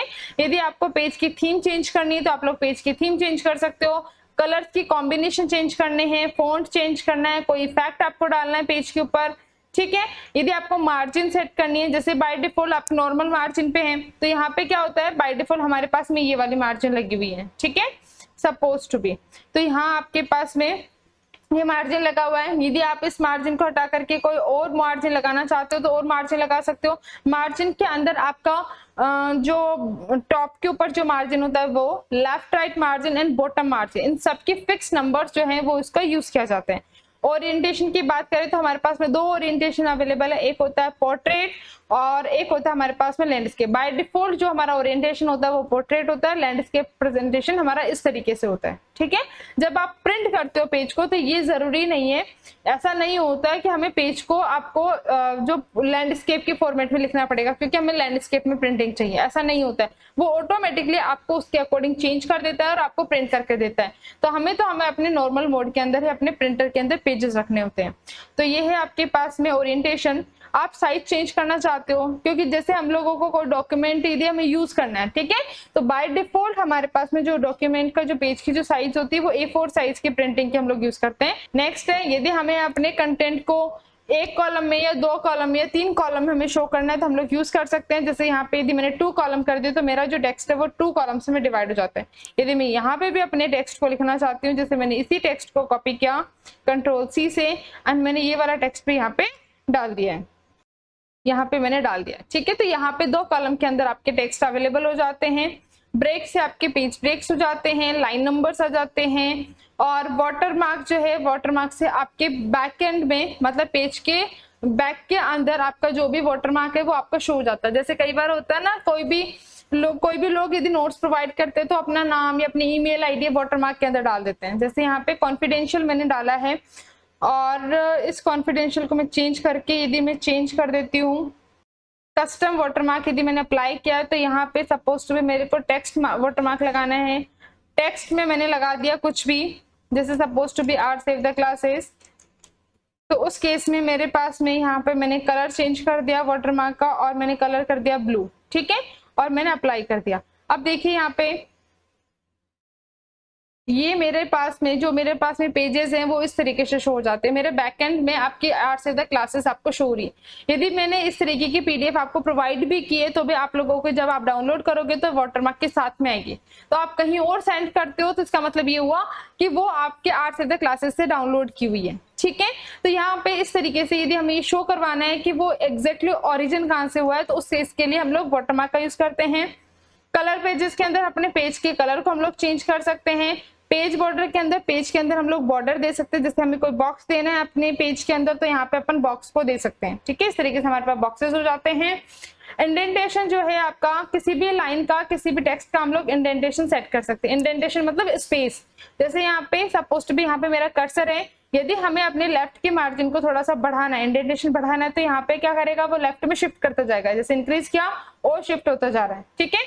इसी तरीके से यदि मैं राइट को शिफ्ट करूंगी तो राइट वाला टेक्स्ट मेरा शिफ्ट होता जाता है। इसी तरीके से यदि आपका टॉप का इंडेंटेशन सेट करना है तो टॉप चेंज हो जाता है, बॉटम सेट करना है तो बॉटम वाला सेट हो जाता है। तो इस तरीके से आपके पास में स्पेसिंग एंड इंडेंटेशन वर्क करते हैं, ठीक है। नेक्स्ट हमारे पास में जो ग्रुप है वो है रेफरेंसेस। इसके अंदर मेजरली जो रेफरेंसेस वाला जो ग्रुप है वो जो आपके वो होते हैं ना रिसर्चर्स, जो अपने पेपर्स पब्लिश करवाने के लिए पेपर राइटिंग करते हैं, वो लोग इस रेफरेंसेस का यूज करते हैं। इसके अंदर सपोज टू भी मुझे कहीं और का कंटेंट मैंने यूज किया है और उसे मुझे रेफरेंस करना है, ठीक है। तो उस चीज को, रेफरेंस को इंक्लूड करने के लिए हम लोग रेफरेंसेस ग्रुप का यूज करते हैं। अब इसके अंदर आपके पास में अलग अलग स्टाइल के रेफरेंसेस अवेलेबल होती है। तो ये आपके बाय डिफॉल्ट जो गिवन जो स्टाइलिंग है वो है आपके रेफरेंसेस की। एपीए होती है आपके पास, एमएलए होती है, इस तरीके से हमारे पास में अलग अलग स्टाइलिंग हमारे पास में अवेलेबल होती है। तो हम लोग यहाँ पे दे सकते हैं। बिब्लियोग्राफी हमें देनी है, हमने जो कंटेंट लिखा है उसके बारे में स्पेसिफाई करना है। जैसे आपके बुक्स में पीछे तो लिखा हुआ होता है ना बिब्लियोग्राफी, यदि उस तरीके का कोई कंटेंट प्रिपेयर करना है तो उस केस में हम लोग रेफरेंसेस ग्रुप के अंदर इस चीज का यूज करते हैं, ठीक है। नेक्स्ट है हमारे पास में मेलिंग ऑप्शंस। तो मेलिंग ऑप्शंस जो है जनरली आप किसी भी पेज को, किसी भी एनवेलप को यदि आप मल्टीपल लोगों को मेल करना चाहते हो, किसी पर्टिकुलर कैंडिडेट को मेल करना चाहते हो तो उस ग्रुप का यूज कर सकते हो। जैसे सपोज टू बी आपको सेम मेल को, सेम कंटेंट को मल्टीपल लोगों को, आप लोगों को भेजना है, तो उस केस में क्या करते हो आप, सेलेक्ट रेसिपिएंट के अंदर पहले अपनी नई लिस्ट बनाते हो, फिर उस लिस्ट का हम लोग यूज कर लेते हैं एग्जिस्टिंग लिस्ट की जैसे, ठीक है। और फिर हम यहाँ पे कोई भी एनवेलप हम लोग यहाँ पे बना सकते हैं। जैसे सपोज इसने पूछा है डिलीवरी एड्रेस, तो यहाँ पे एबीसी जैसे 325 कोई भी एबीसी कॉलोनी एंड जो भी आपका जो लिखना है, जैसे सपोज टू बी जयपुर, और फिर मैंने लिखा इंडिया, ठीक है। इस तरीके से मैंने कोई भी बनाया। तो यदि मैंने डॉक्यूमेंट के अंदर उसको ऐड कर दिया एनवेलप की जैसे, तो यहाँ पे ऐड हो गया है। यदि 2 मैंने लिखा कि जिस भी कैंडिडेट को मुझे लिखना है वो मैंने लिख दिया है। और उसके बाद पे यदि हमें कोई भी रेसिपिएंट चूज करना है या फिर हमें कोई भी आपकी लिस्ट ऑफ कैंडिडेट्स को भेजना है तो यूज एग्जिस्टिंग लिस्ट का हम लोग यूज करके अपने कैंडिडेट्स को सेलेक्ट कर लेंगे। देन उसके बाद में हम लोग यहाँ पे मेल मर्ज करके मल्टीपल लोगों को अपनी चीजों को, अपनी मेल को भेज सकते हैं, ठीक है। इस तरीके से वर्क करता है। नेक्स्ट आपके पास में रिव्यू। इस रिव्यू के अंदर आपके पास में जो मेजर फंक्शनैलिटी होती है वो किस पे यूज की जाती है, यहाँ पे स्पेलिंग चेकर और ग्रामर लगी हुई होती है। स्पेलिंग चेकर के लिए हम लोग यहाँ पे, जैसे यहाँ पे हमने कंटेंट सेलेक्ट किया हुआ है उसके ऊपर हमने चेक करना है, तो यहाँ पे हम देख सकते हैं कि ये हमें ये तो कन्वर्ट कर सकते हैं, या तो हम इसको चेंज करके या फिर हम इसको इग्नोर करते हैं। तो यहाँ पे सपोज टू भी मैंने यहाँ पे इग्नोर वंस कर दिया तो ये वाला टेक्स्ट इग्नोर हो गया। फिर नेक्स्ट को चेक करता है क्या इसको रिप्लेस करना है, आप लोग रिप्लेस भी कर सकते हो और इग्नोर भी कर सकते हो। तो यहाँ पे मैंने इग्नोर कर दिया है, ठीक है। तो इस तरीके से यहाँ पे वो चेंज होता है। अब जैसे इंडिया है, इंडिया का आई कैपिटल नहीं है तो उस केस में सजेशंस ये हैं, तो सजेशंस के अकॉर्डिंग मैंने चेंज किया है, तो यहाँ पे आप चेंज कर सकते हो। तो यहाँ पे आपके पास में चेंज हो जाएगा। तो इस तरीके से यहाँ पे वर्किंग होती है, ठीक है। न्यू कमेंट यदि आपको डालना है किसी भी टेक्स्ट के ऊपर तो आप लोग यहाँ पे कमेंट डाल सकते हो, ताकि आपको जो रीडेबल हो जाता है। जैसे मैंने आपको ये पीडीएफ बना के दी तो आप कमेंट देख के बता सकते हो कि इस पर्टिकुलर टेक्स्ट के अंदर मैं क्या लिखना चाहती हूँ, या इस पर्टिकुलर वर्ड से मैं क्या स्पेसिफाई करना चाहती हूँ। इसको डिलीट कर सकते हैं, आगे पीछे कर सकते हैं, मतलब यदि आपके पास में मल्टीपल कमेंट्स है तो आगे मूव कर सकते हैं हम लोग। इस तरीके से हम लोग कमेंट करते हैं। नेक्स्ट हमारे पास में व्यू, और इसके अंदर हम ऑलरेडी देख चुके हैं। व्यू के अंदर जनरली आपका जो पेज का डॉक्यूमेंट का जो व्यू है उसको शो किया जाता है। इसके अंदर आपका print layout, full screen reading, outline, web layout, draft, ये सब चीजें आती है, ठीक है। अब यहाँ पे जो है आपके पास में रूलर यदि में शो करना है तो यहाँ पे यदि हमें कोई ग्रिड लाइन्स हमें शो करनी है तो हम लोग ग्रिड लाइन्स को शो कर सकते हैं। यदि हमें कोई थंबनेल लगाना है हमारे टेक्स्ट के ऊपर तो हम लोग थंबनेल लगा सकते हैं, ठीक है। किसी भी पेज के ऊपर यदि हमें किसी भी इमेज की छोटी साइज को जो ओनली रिप्रेजेंटेशन के लिए यूज होती है वो हमारा थंबनेल होता है। जैसे कोई भी एप्लीकेशन है तो उसके ऊपर जो आइकन में जो इमेज दिखती है आपको वो क्या होता है, उस पर्टिकुलर एप्लीकेशन का थंबनेल होता है, ठीक है। हम लोग वो लगा सकते हैं। जूम कर सकते हैं, जूम आउट कर सकते हैं, मल्टीपल पेजेस को एक साथ शो कर सकते हैं। ये सारे काम हम इसके थ्रू कर सकते हैं। मैक्रोज है, ये भी बहुत इंपॉर्टेंट है। मैक्रोज जो है आपको एक ही फंक्शंस को मल्टीपल जगह पे लगाने के लिए हम लोग मैक्रोज का यूज करते हैं। तो इस तरीके से हमारे पास में ये वर्ड की फंक्शनैलिटीज है। नेक्स्ट हम लोग देखने वाले हैं एमएस एक्सेल के अंदर, तो वहां पे भी हम मेजर फंक्शनैलिटीज को डिस्कस करने वाले हैं, क्योंकि उन्हीं से रिलेटेड आपके जनरली क्वेश्चंस पूछे जाते हैं। नेक्स्ट हम लोग डिस्कस करने वाले हैं माइक्रोसॉफ्ट एक्सेल। तो गाइज इसके अंदर जनरली हमारे पास में रोज एंड कॉलम्स में डेटा होता है। अब यहाँ पे हम एक एक करके डिस्कस करते हैं एक एक चीज को। तो यहाँ पे सबसे पहली चीज, यहाँ पे जो ABC लिखे हुए हैं, जैसे मैं इनको क्लिक करती हूँ ये पूरा का पूरा कॉलम को सेलेक्ट कर लेते हैं, ठीक है। तो यहाँ पे जितने भी ABC है वो सारे के सारे क्या है आपके पास में कॉलम्स है। जैसे जैसे आप इंक्रीज करते जाते हो वैसे वैसे आपके कॉलम्स इंक्रीज होते जाते हैं। जैसे मैं यहाँ पे एंड पे जाती हूँ, यहाँ पे देन मैंने यहाँ पे क्लिक किया एंड मैंने यहाँ पे एरो की राइट साइड का यदि प्रेस किया तो यहाँ पे और आपके कीज बनते जाते हैं। ऐसा नहीं है कि खत्म हो चुके हैं, ठीक है। तो यहाँ पे बहुत सारे कॉलम्स होते हैं। उसी तरीके से आपके रोज का सीन है। नॉर्मली बाय डिफॉल्ट आपकी यहाँ पे 27 रोज आपको शो हो रही है, बट जैसे ही आप लास्ट रो पे जाकर के एंटर प्रेस करते हो उस केस में आपकी रोज बढ़ती जाती है, ठीक है। तो यहाँ पे इस तरीके से आपकी रोज एंड कॉलम्स में डिस्ट्रीब्यूशन होता है। इसमें हर एक जो पार्ट होता है जिसके अंदर हम लोग टेक्स्ट को लिख सकते हैं, उस हर एक पार्ट को हम लोग यहाँ पे क्या बोलते हैं, हम लोग यहाँ पे सेल बोलते हैं। तो ये हमारी पर्टिकुलर क्या हो गई, सेल हो गई, ठीक है। अब गाइस जनरली एक क्वेश्चन पूछा जाता है आप लोगों से, जब सेल के डेटा को आप लोगों को क्या करना है, एडिट करना है। तो उस केस में आप दो तरीके से एडिट कर सकते हो। एक आप सेल की एडिटिंग करके, जैसे डायरेक्टली हम लोग एडिट कर रहे हैं इसके अंदर। दूसरा आपके फॉर्मूला बार के अंदर, क्योंकि वहां पे भी आपका जो कंटेंट जहां पे मैं लिखूंगी वही कंटेंट आपको यहाँ पे सेव हो जाएगा। जैसे सपोज टू मैंने यहाँ पे लिखा आर सेव द क्लासेस, ठीक है। तो वो चीज आपकी सेल के अंदर भी विजुअलाइज हो रही है एंड फॉर्मूला बार में भी विजुअलाइज हो रही है। तो ये जनरली क्वेश्चन पूछ लिया जाता है, तो ये आपको पता होना चाहिए, ठीक है। देखो नेक्स्ट है हमारे पास में ये जो कॉलम्स है इनको हम इंक्रीज और डिक्रीज इनकी विड्थ को हम लोग कर सकते हैं रूलर के थ्रू, ठीक है। तो यहाँ पे हमारे पास में जो है इस तरीके से हम इंक्रीज एंड डिक्रीज इसको हम अपनी साइज के अकॉर्डिंग जो हमें रिक्वायर्ड है उसके अकॉर्डिंग हम लोग यहाँ पे कर सकते हैं, ठीक है। इसी तरीके रोज है तो रोज को भी हम लोग इस तरीके से परफॉर्म कर सकते हैं, ठीक है। अब सपोज टू भी मैंने यहाँ पे कोई कॉलेज का नाम लिखना है, कोई भी कॉलेज मान लीजिए ABC यूनिवर्सिटी है, ABC public college Rajasthan something, ठीक है। तो इस केस में क्या हो गया भाई, मेरा कोड बहुत अजीब तरीके से आ रहा है, तो मैं क्या कर सकती हूँ, इन तीन सेल को मेरे को यहाँ पे कंबाइन करना है, ठीक है। यदि मुझे इन तीन सेल को कंबाइन करना है तो मैं क्या करूंगी, यहाँ पे तीनों सेल को सेलेक्ट करूंगी। देन यहाँ पे मेरे पास में मर्ज एंड सेंटर का ऑप्शन है ये वाला, तो यहाँ पे मर्ज एंड सेंटर से मैं यहाँ पे मर्ज कर देती हूँ। तो ये इस तरीके से आपका कंटेंट क्या हो गया, मर्ज हो गया है, ठीक है। अब यहाँ पे मैंने सपोज टू भी यहाँ पे 1 लिखा, यहाँ पे कुछ लिखा हुआ है, इस तरीके से यहाँ पे मैंने कुछ कोड लिख दिया। तो इस तरीके से हमारा टेक्स्ट चलता रहता है। अब हमने जो भी टेक्स्ट लिखा है यदि हमें उसके ऊपर लाइनिंग शो करनी है, जैसे सिंपल टेबल में करते हैं, तो उस केस में हमारे पास में यहाँ पे ऑप्शन होता है बॉर्डर्स का। तो यहाँ पे आपको जहां पे भी बॉर्डर लगानी है, नीचे बॉटम पे लगानी है, अबाउ लगानी है, लेफ्ट में लगानी है, राइट में लगानी है, जिस भी फॉर्मेट में आपको बॉर्डर लगानी है आप लोग लगा सकते हैं। जैसे सपोज टू भी मैंने यहाँ पे ऑल बॉर्डर लगाया, तो जो भी मैंने कंटेंट सेलेक्ट किया उसके ऊपर पूरे के ऊपर आपके पास में बॉर्डर आ गई है, ठीक है। तो इस तरीके से आपकी बेसिक फंक्शनैलिटीज है। अब देखो हम लोग 1 बाय 1 स्टार्ट करते हैं। तो सबसे पहली चीज यहाँ पे हमारे पास में जो है, हमारे पास में जो सबसे अबाउट टैब है जिसको हम ऑलरेडी देख चुके हैं, तो ये हमारी क्या हो गई, टाइटल बार। अब इसके अंदर जो है आपके पास में जो नाम है, जो कि बाय डिफॉल्ट आपका जो टाइटल आता है वो क्या है, आपका बुक 1 है, ठीक है। अब यदि मैं ऐसे ही एक और नई एप्लीकेशन या नया आपका MS एक्सेल की फाइल खोलती हूँ, तो यहाँ वहां पे क्या आ जाएगा, बुक 2 आ जाएगा, ठीक है।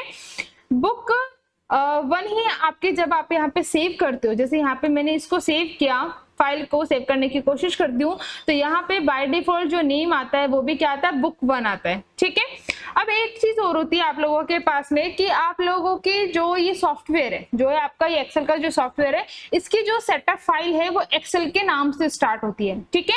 तो यहाँ पे हम लोग कैसे पता लगा सकते हैं, जैसे मैंने विंडो का जो बटन है उसको और R को प्रेस किया, तो विंडो R क्या करता है, आपका रन की कमांड शो करता है, ठीक है। आपने रन कमांड किया और यहाँ पे हमने सपोज टू भी यहाँ पे ओपन कर दिया एक्सेल को। जैसे हम एक्सेल को ओपन करते हैं, यहाँ पे ओके करते हैं, तो एक्सेल की नई विंडो आपके सामने ओपन हो जाएगी और इसका जो नाम है वो नेक्स्ट नाम इस पे अप्लाई हो गया और यहाँ पे बुक 2 आ गई है, ठीक है। इसी तरीके से आपने विंडो और दोबारा किया और आपको चाहिए कि आपकी वर्ड की फाइल खोलनी है, तो उस केस में आपके पास में WIN and space and word option आपके पास में अवेलेबल होता है। जैसे आप इसको ओके करते हो, आपके पास में इसको ना आप बिना स्पेस के ओपन करते हो विन वर्ड, देन उसके बाद में आप ओके करते हो, तो यहाँ पे आपके माइक्रोसॉफ्ट वर्ड की जो फाइल है वो ओपन हो जाती है, ठीक है। तो इस तरीके से हम लोग डायरेक्टली सेटअप के थ्रू भी अपन फाइल्स को ओपन कर सकते हैं। पावर पॉइंट, तो यहाँ पे हमारे पास में जैसे हम लोग विंडो R को ओपन करते हैं और फिर हम देखते हैं सपोज टू बी यहाँ पे हो गया पावर पॉइंट की जगह PNT डालते हैं, देन हम लोग ओके करते हैं और ये ऑटोमेटिकली आपकी पावर पॉइंट प्रेजेंटेशन ओपन हो जाती है, ठीक है। तो इस तरीके से हमारे पास में सेटअप फाइल्स होती है। विंडोज के लिए क्या, हमारे वर्ड के लिए क्या होती है, विन वर्ड होती है। प्रेजेंटेशन सॉफ्टवेयर के लिए पावर PNT होती है, पावर पॉइंट होता है, और हमारे एक्सेल के लिए डायरेक्टली एक्सेल होती है, ठीक है। तो ये थी आपकी बेसिक चीज। नेक्स्ट है आप लोगों के पास में, हम लोग बात कर रहे थे एक्सेल की, तो एक्सेल के अंदर जो एक्सटेंशन होता है फाइल का वो क्या होता है, .XLS हो सकता है और दूसरा हमारे पास में हो सकता है .XLSX, ठीक है। तो इस तरीके से दोनों एक्सटेंशन हमारे पास में एक्सेल के लिए अवेलेबल होते हैं। नेक्स्ट हम लोग डिस्कस करते हैं इसके अंदर अलग अलग ग्रुप्स के बारे में। तो गाइस यहाँ पे जो आपके बने हुए हैं ये हो गए आपके मेन्यू बार, जिसके अंदर मेन्यूज दिए हुए हैं और हर एक मेन्यू को हम लोग यहाँ पे क्या बोलते हैं, टैब बोलते हैं, ठीक है। तो यहाँ पे पर्टिकुलर आपके पास में जैसे यहाँ पे इंसर्ट टैब है, होम टैब है और पेज लेआउट टैब है, फॉर्मूला आपके पास में टैब है, डेटा टैब है, review tab and view tab है, ठीक है। अब होम टैब के अंदर जो स्टार्टिंग वाला है वो तो क्लिपबोर्ड है, वो सेम एज आपके किसके तरीके से है, वो आपके जैसे हम लोगों ने वर्ड में यूज किया था उसी तरीके से यहाँ पे भी हमारे पास में अवेलेबल है, ठीक है। उसी तरीके से कट कॉपी पेस्ट हम लोग कर सकते हैं। जैसे सपोज टू भी यहाँ पे मैंने लिखा है डमी और मैंने इस जो टेक्स्ट है इस सेल के टेक्स्ट को मैंने कॉपी कर लिया, कंट्रोल C एंड मैंने इस टेक्स्ट को लिख दिया है यहाँ पे कंट्रोल X किया है, तो कंट्रोल X से हमारे यहाँ पे कट हो गया है और यहाँ पे क्लिक करके मैंने इसको कंट्रोल V कर दिया, तो यहाँ पे ये पेस्ट हो गया है, ठीक है। तो इस तरीके से क्लिपबोर्ड वाली फंक्शनैलिटीज यूज होती है। फॉन्ट के अंदर जो चीजें हमारे पास में गिवन है वही आपकी स्टाइलिंग गिवन है, किस तरीके की स्टाइल आपको यूज करनी है, पेज आपकी टेक्स्ट की साइज आपको क्या रखनी है, और बोल्ड, इटैलिक एंड अंडरलाइन आप लोगों को क्या रखनी है। टेक्स्ट अलाइनमेंट का जो ग्रुप है उसके अंदर आपको किस तरीके से अलाइन करनी है, लाइन के अबाउ साइड में शो करना है डेटा को, या फिर आप लोगों को जैसे सपोज टू बी यहाँ पे मैं इसको थोड़ा सा दिखा देती हूँ आप लोगों को। जैसे यहाँ पे है, यहाँ पे मैंने क्लिक किया और यहाँ पे मैंने अबाउ साइड में दिखा रखा है। यदि मुझे मिडल में दिखाना है तो मैं मिडल में दिखा सकती हूँ, बॉटम साइड में दिखाना है तो बॉटम साइड में दिखा सकती हूँ, ठीक है। इसी तरीके से यदि आपके डायरेक्शन चेंज करनी है तो आप लोग डायरेक्शन भी चेंज कर सकते हो। जैसे मुझे ये डायरेक्शन चेंज करनी है तो मैं इस तरीके से आपके टेक्स्ट के डायरेक्शन को भी मैं चेंज कर सकती हूँ। इसी तरीके से आपके पास में ऑप्शन होता है, जैसे मैं इसको डायरेक्टली सिंपल लिख देती हूँ। तो नेक्स्ट आप लोगों के पास में है जिस तरीके से हम लोग लेफ्ट राइट और सेंट्रल अलाइन करते हैं तो वो भी हम लोग यहाँ पे कर सकते हैं। इंडेंटेशन हम लेफ्ट राइट इंडेंटेशन हम लोग यहाँ पे दे सकते हैं।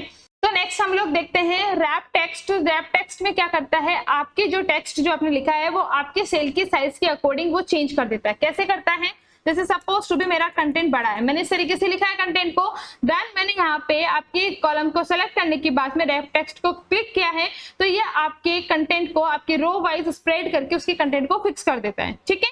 इस तरीके से हम यहाँ पे वर्किंग कर सकते हैं। नेक्स्ट है आपके पास में मर्ज हम लोगों ने देख लिया है ऑलरेडी। नेक्स्ट आपके पास में नंबर सिस्टम। तो यहाँ पे यदि सपोज टू भी कोई भी हमने नंबर्स लिखे हुए, सपोज टू भी हमें कोई मार्कशीट बनानी, हमने यहाँ पे नंबर्स लिखे। तो गाइस देखिए नेक्स्ट है आपके पास में नंबर वाला ग्रुप। इस नंबर वाले ग्रुप के अंदर आपका जो टेक्स्ट जो लिखा हुआ है आप उसकी फॉर्मेट को चेंज कर सकते हैं। जैसे यहाँ पे बाय डिफॉल्ट ये जनरल फॉर्मेट के अंदर है, यदि मैं इसी चीज को चेंज करके आपको नंबर फॉर्मेट में करना चाहती हूँ तो बाय डिफॉल्ट ये नंबर फॉर्मेट में हो जाता है। ठीक है, इसी चीज को हम लोग मल्टीपल कंटेंट पे भी लगा सकते हैं और यहाँ पे मैंने नंबर टेक्स्ट को क्लिक कर दिया है। ठीक है, तो यहाँ पे सिलेक्शन के अंदर जितने भी कोड जो लिखा हुआ है वो नंबर फॉर्मेट में कन्वर्ट हो गया है। ठीक है, इसी तरीके से मैं यहाँ पे भी कोई भी आपका जो नंबर फॉर्मेट आप यूज करना चाहते हैं वो आप यूज कर सकते हैं। सपोज टू भी ये रुपीज में लिखना चाहते हो किसी टेक्स्ट को तो आप रुपीज में डाल सकते हैं। आप डेट के फॉर्मेट में डेट को लिखना चाहते हैं तो डेट के फॉर्मेट में लिख सकते हैं। लॉन्ग डेट के फॉर्मेट में जैसे इसके अंदर 03 एंड फरवरी एंड फिर देन उसके बाद में उसका ईयर लिखना चाहते हैं तो उस तरीके से लिख सकते हैं। यदि आप टाइम को लिखना चाहते हैं तो टाइम के फॉर्मेट में यूज कर सकते हैं, परसेंटेज फॉर्मेट में यूज कर सकते हैं, फ्रैक्शन का यूज कर सकते हैं, साइंटिफिक कैलकुलेशन से एंड उसके आइटम्स को शो करने के लिए आप लोग साइंटिफिक डेटा का यूज भी कर सकते हो। ठीक है, तो इस तरीके से आपके पास में मल्टीपल टाइप के डेटा एंड फीचर्स आपके पास में अवेलेबल है। ठीक है, यदि आपको प्रिसीजन सेट करना है आपके किसी भी कंटेंट के अंदर तो आप लोग प्रिसीजन भी सेट कर सकते हो कि पॉइंट के बाद में कितनी वैल्यूज अलाउड है, कितनी वैल्यूज अलाउड नहीं है। जैसे मैंने यहाँ पे शिफ्ट करते जाती हूँ तो यहाँ पे आपके नंबर ऑफ जीरोस बढ़ते जाते हैं। ठीक है, और इसी जगह पे यदि मैं दूसरा डिक्रीज डेसिमल करती हूँ तो यहाँ पे आपकी जो डेसिमल वैल्यूज है वो कम होती जाती है। ठीक है, बाय डिफॉल्ट कितने डेसिमल्स को अलाउ करता है, ये आपके 2 डेसिमल वैल्यूज को अलाउ करता है। तो ये पूछ लिया जाता है कि कितने डेसिमल वैल्यूज को ये आपका जो एक्सेल है वो बाय डिफॉल्ट नंबर सिस्टम के अंदर मतलब नंबर फॉर्मेटिंग के अंदर यूज करता है। ठीक है, तो इस तरीके से आपकी हो गई नंबर सिस्टम।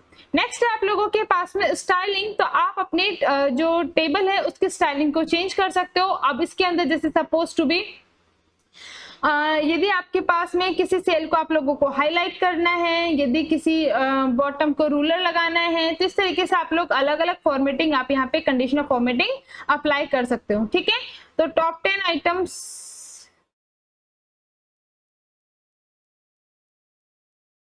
जैसे सपोज टू भी मैंने स्टार्टिंग के 2 आइटम्स की हमने यहाँ पे बात की तो 2 आइटम्स को हमने यहाँ पे क्या कर दिया, सेलेक्ट कर दिया। ठीक है, तो यहाँ पे आप कंडीशनल फॉर्मेटिंग यहाँ पे अप्लाई कर सकते हो।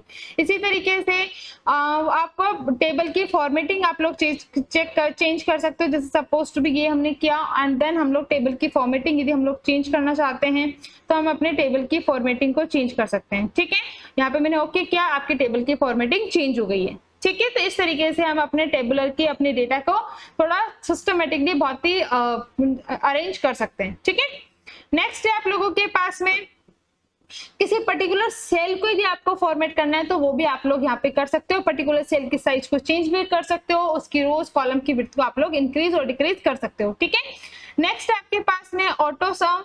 तो यहाँ पे सपोज टू भी आपको मल्टीपल वैल्यूज का आपको सम करना है तो उस केस में आप सम का यूज कर सकते हो। नेक्स्ट आप लोगों के पास में फिल का ऑप्शन है। तो फिल के ऑप्शन में क्या होता है कि आपके कंटेंट को किसके बेसिस पे डालना है। जैसे सपोज टू भी यहाँ पे मैंने लिखा नल। ठीक है, अब नेक्स्ट मैं सेल को सेलेक्ट करती हूँ और इस सेल के ऊपर मैं क्लिक करती हूँ आपके डाउन के लिए। ठीक है, तो ऊपर जो आपका ऑप्शन है वो ही आपका नीचे डाउन में आपके डेटा में आ जाता है। ठीक है, इसी तरीके से मैं इसके राइट हैंड साइड वाले पे सेल पे क्लिक करती हूँ और यहाँ पे मैं लिख देती हूँ कि राइट साइड का जो है आपका ऑप्शन उसके अंदर आपको मूव करना है तो यहाँ पे आपका वापस से नल आ जाता है। ठीक है, इस तरीके से हम लोग कर सकते हैं। क्लियर से हमारा जो कंटेंट है वो क्लियर हो जाता है। ठीक है, अब यहाँ पे आपके पास में क्लियर के भी अलग अलग ऑप्शन है। आप लोग क्या क्या क्लियर कर सकते हो, सारी चीजें क्लियर कर सकते हो। आप उसका फॉर्मेट आपको क्लियर करना है, फॉर्मेट क्लियर कर सकते हो। आपका कंटेंट को क्लियर करना है, कंटेंट क्लियर कर सकते हो। यदि आपको कोई कमेंट आपने उस टेक्स्ट उस सेल पे गिवन है तो उस सेल के कमेंट को भी आप लोग डिलीट कर सकते हो। ठीक है, तो ये ऑप्शन है आपके पास में क्लियर के लिए। नेक्स्ट आप लोगों के पास में शॉर्ट एंड फिल्टर का ऑप्शन है। जैसे सपोज टू भी आपने हिंदी के अंदर जो मार्क्स है उसके अकॉर्डिंग आपको सॉर्टिंग परफॉर्म करनी है तो आप लोग सॉर्टिंग परफॉर्म कर सकते हैं। जैसे स्मॉलेस्ट टू हमें लार्जेस्ट परफॉर्म करना है तो हम लोग इस स्मॉलेस्ट टू लार्जेस्ट हमने परफॉर्म कर दिया। ठीक है, तो उसके कॉरेस्पॉन्डिंग सारी रोज आपकी हिंदी के मार्क्स के अकॉर्डिंग चेंज हो जाती है। ठीक है, इसी तरीके से है आपके पास में यदि आपको कोई कस्टम सॉर्ट लगाना है, कोई फिल्टर ऑपरेशंस लगाने तो आप लोग वो लगा सकते हो उसके अंदर से। फाइंड एंड रिप्लेस आपके उसी तरीके से वर्क करते हैं जिस तरीके से आपके वर्ड के अंदर यूज करते हैं। कंट्रोल F से हम लोग क्या करते हैं, फाइंड की विंडो को ओपन कर सकते हैं या फिर डायरेक्टली भी यहाँ पे जा सकते हैं। ठीक है, रिप्लेस के अंदर हम लोग क्या कर सकते हैं, कंट्रोल H से रिप्लेस ऑप्शन को क्लिक कर सकते हैं और जहां पे भी जिन जिन सेल्स के अंदर हमें जो वर्ड रिप्लेस करना है हम लोग उन सेल्स को रिप्लेस कर सकते हैं। ठीक है, इसी तरीके से हमारे पास में गो टू है, गो टू स्पेशल है, फॉर्मूलाज है। तो गाइस अब नेक्स्ट टॉपिक है हमारा फॉर्मूलाज, जो कि बहुत ही इंपॉर्टेंट है आपके एक्सेल के केस में। इस फॉर्मूले के अंदर हम टोटल के अंदर अपने मैथ के और हिंदी के मार्क्स का टोटल करने वाले हैं। ठीक है, तो उस केस में हम लोग यहाँ पे फॉर्मूला लगाएंगे। तो फॉर्मूला लगाने के लिए हमारे पास में सबसे पहला जो सिंबल यूज किया जाता है वो इक्वल्स टू यूज किया जाता है और इससे रिलेटेड कई बार क्वेश्चन पूछा जा चुका है। ठीक है, अब यहाँ पे जो भी हमें फंक्शन लगाना है, सपोज टू भी हमें सम फंक्शन लगाना है तो हम सम फंक्शंस को लगाएंगे, देन ओपन ब्रेसेस लगाएंगे। कौन कौन से नंबर्स को हमें ऐड करना है कि मैथ के नंबर, कोरेस्पॉन्डिंग मैथ का नंबर एंड हिंदी के मार्क्स। ठीक है, तो इस तरीके से हम लोग यहाँ पे इस तरीके से सेलेक्ट करेंगे दोनों मार्क्स को एंड यहाँ पे अपने ब्रेसेस को बंद कर देंगे। ठीक है, और देन हम एंटर पास करेंगे, इन दोनों का एडिशन यहाँ पे अप्लाई हो गया है। अब हमें नीचे वाली रोज के अंदर भी सेम फॉर्मूला लगाना है, तो हम इसको यहाँ पे सेलेक्ट करके यहाँ पे ड्रैग करते हैं तो यहाँ पे पूरे एडिशन आपके एक साथ परफॉर्म हो जाते हैं। ठीक है, नेक्स्ट है हमारे पास में यहाँ पे यदि सपोज टू बी जो मैक्सिमम मार्क्स है, क्योंकि हमारे पास में 2 सब्जेक्ट है तो मैक्सिमम मार्क्स हो सकते हैं आपके पास में 200 हो, और उस केस में हम लोग क्या करते हैं, ड्रैग एंड ड्रॉप करते हैं तो सारे केसेस में आपके पास में 200 आ जाते हैं। ठीक है, नेक्स्ट हमें लगाना है कि आपको इस चीज की परसेंटेज निकालनी है। ठीक है, तो इस केस में हम लोग परसेंटेज कैसे निकाल सकते हैं, इक्वल्स टू का सिंबल हम लोग अप्लाई करते हैं। हम लोगों को क्या करना होता है कि हमें टोटल में मैक्सिमम का डिवाइड करना है, तो हम लोग यहाँ पे टोटल को सेलेक्ट करते हैं, देन हम लोग डिवाइड के लिए सिंबल लगाते हैं डिवीजन वाला, देन हम लोग मैक्सिमम का यूज करते हैं। ठीक है, अपने ब्रेसेस को बंद करते हैं एंड यहाँ पे क्लिक कर देते हैं। ठीक है, इसी तरीके से हम लोग नीचे आप लोगों को ड्रैग एंड ड्रॉप कर देते हैं। ठीक है, देन उसके बाद में हमारे पास में ये जो लाइन है, मतलब ये जो हमारे सेलेक्टेड कंटेंट है, इसको अपन जनरल से किस फॉर्मेट में कन्वर्ट कर देते हैं, परसेंटेज फॉर्मेट में हम लोग कन्वर्ट कर देते हैं। तो इस तरीके से ये आपके परसेंटेज में कन्वर्ट हो गया है। तो 34% फर्स्ट वाले कैंडिडेट के, देन नेक्स्ट वाले के 28%। तो इस तरीके से आप लोग फॉर्मूला को अप्लाई कर सकते हैं। ठीक है, नेक्स्ट है आपके पास में यहाँ पे ये इंसर्ट बार, इसके अंदर हमारे पास में पाइवोट टेबल का ऑप्शन होता है, सिंपल टेबल का ऑप्शन होता है, और नेक्स्ट हमारे पास में इलस्ट्रेशंस। तो ये उसी तरीके से वर्क करता है जिस तरीके से हमारे पास में वर्ड के अंदर अवेलेबल थे।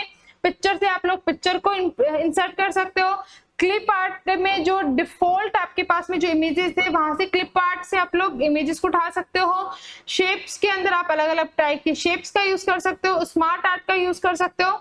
ठीक है, यदि अपन चार्ट्स की बात करें तो इस केस में हमारे पास में column chart, line chart, pie chart, bar chart, area chart, scatter chart और कुछ अदर चार्ट्स भी अवेलेबल है। ठीक है, तो यहाँ पे जो जैसे सपोज टू भी मुझे कॉलम चार्ट बनाना है। ठीक है, तो सबसे पहले मैं अपने कंटेंट को सेलेक्ट कर लेती हूँ। जैसे सपोज टू भी मेरे को इस वाले कंटेंट पे मेरे को कॉलम चार्ट बनाना है, तो मैं यहाँ पे क्लिक करके आपका कॉलम चार्ट 2D चार्ट यदि मुझे बनाना है तो मैं इस तरीके से आपका 2D चार्ट बना के दे देता है। ठीक है, इसी तरीके से यदि आपने जो सेलेक्ट किया हुआ है कंटेंट, यदि उसी टेक्स्ट पे आपको कोई लाइन चार्ट बनानी है तो आप लोग लाइन चार्ट भी बना सकते हो डायरेक्टली।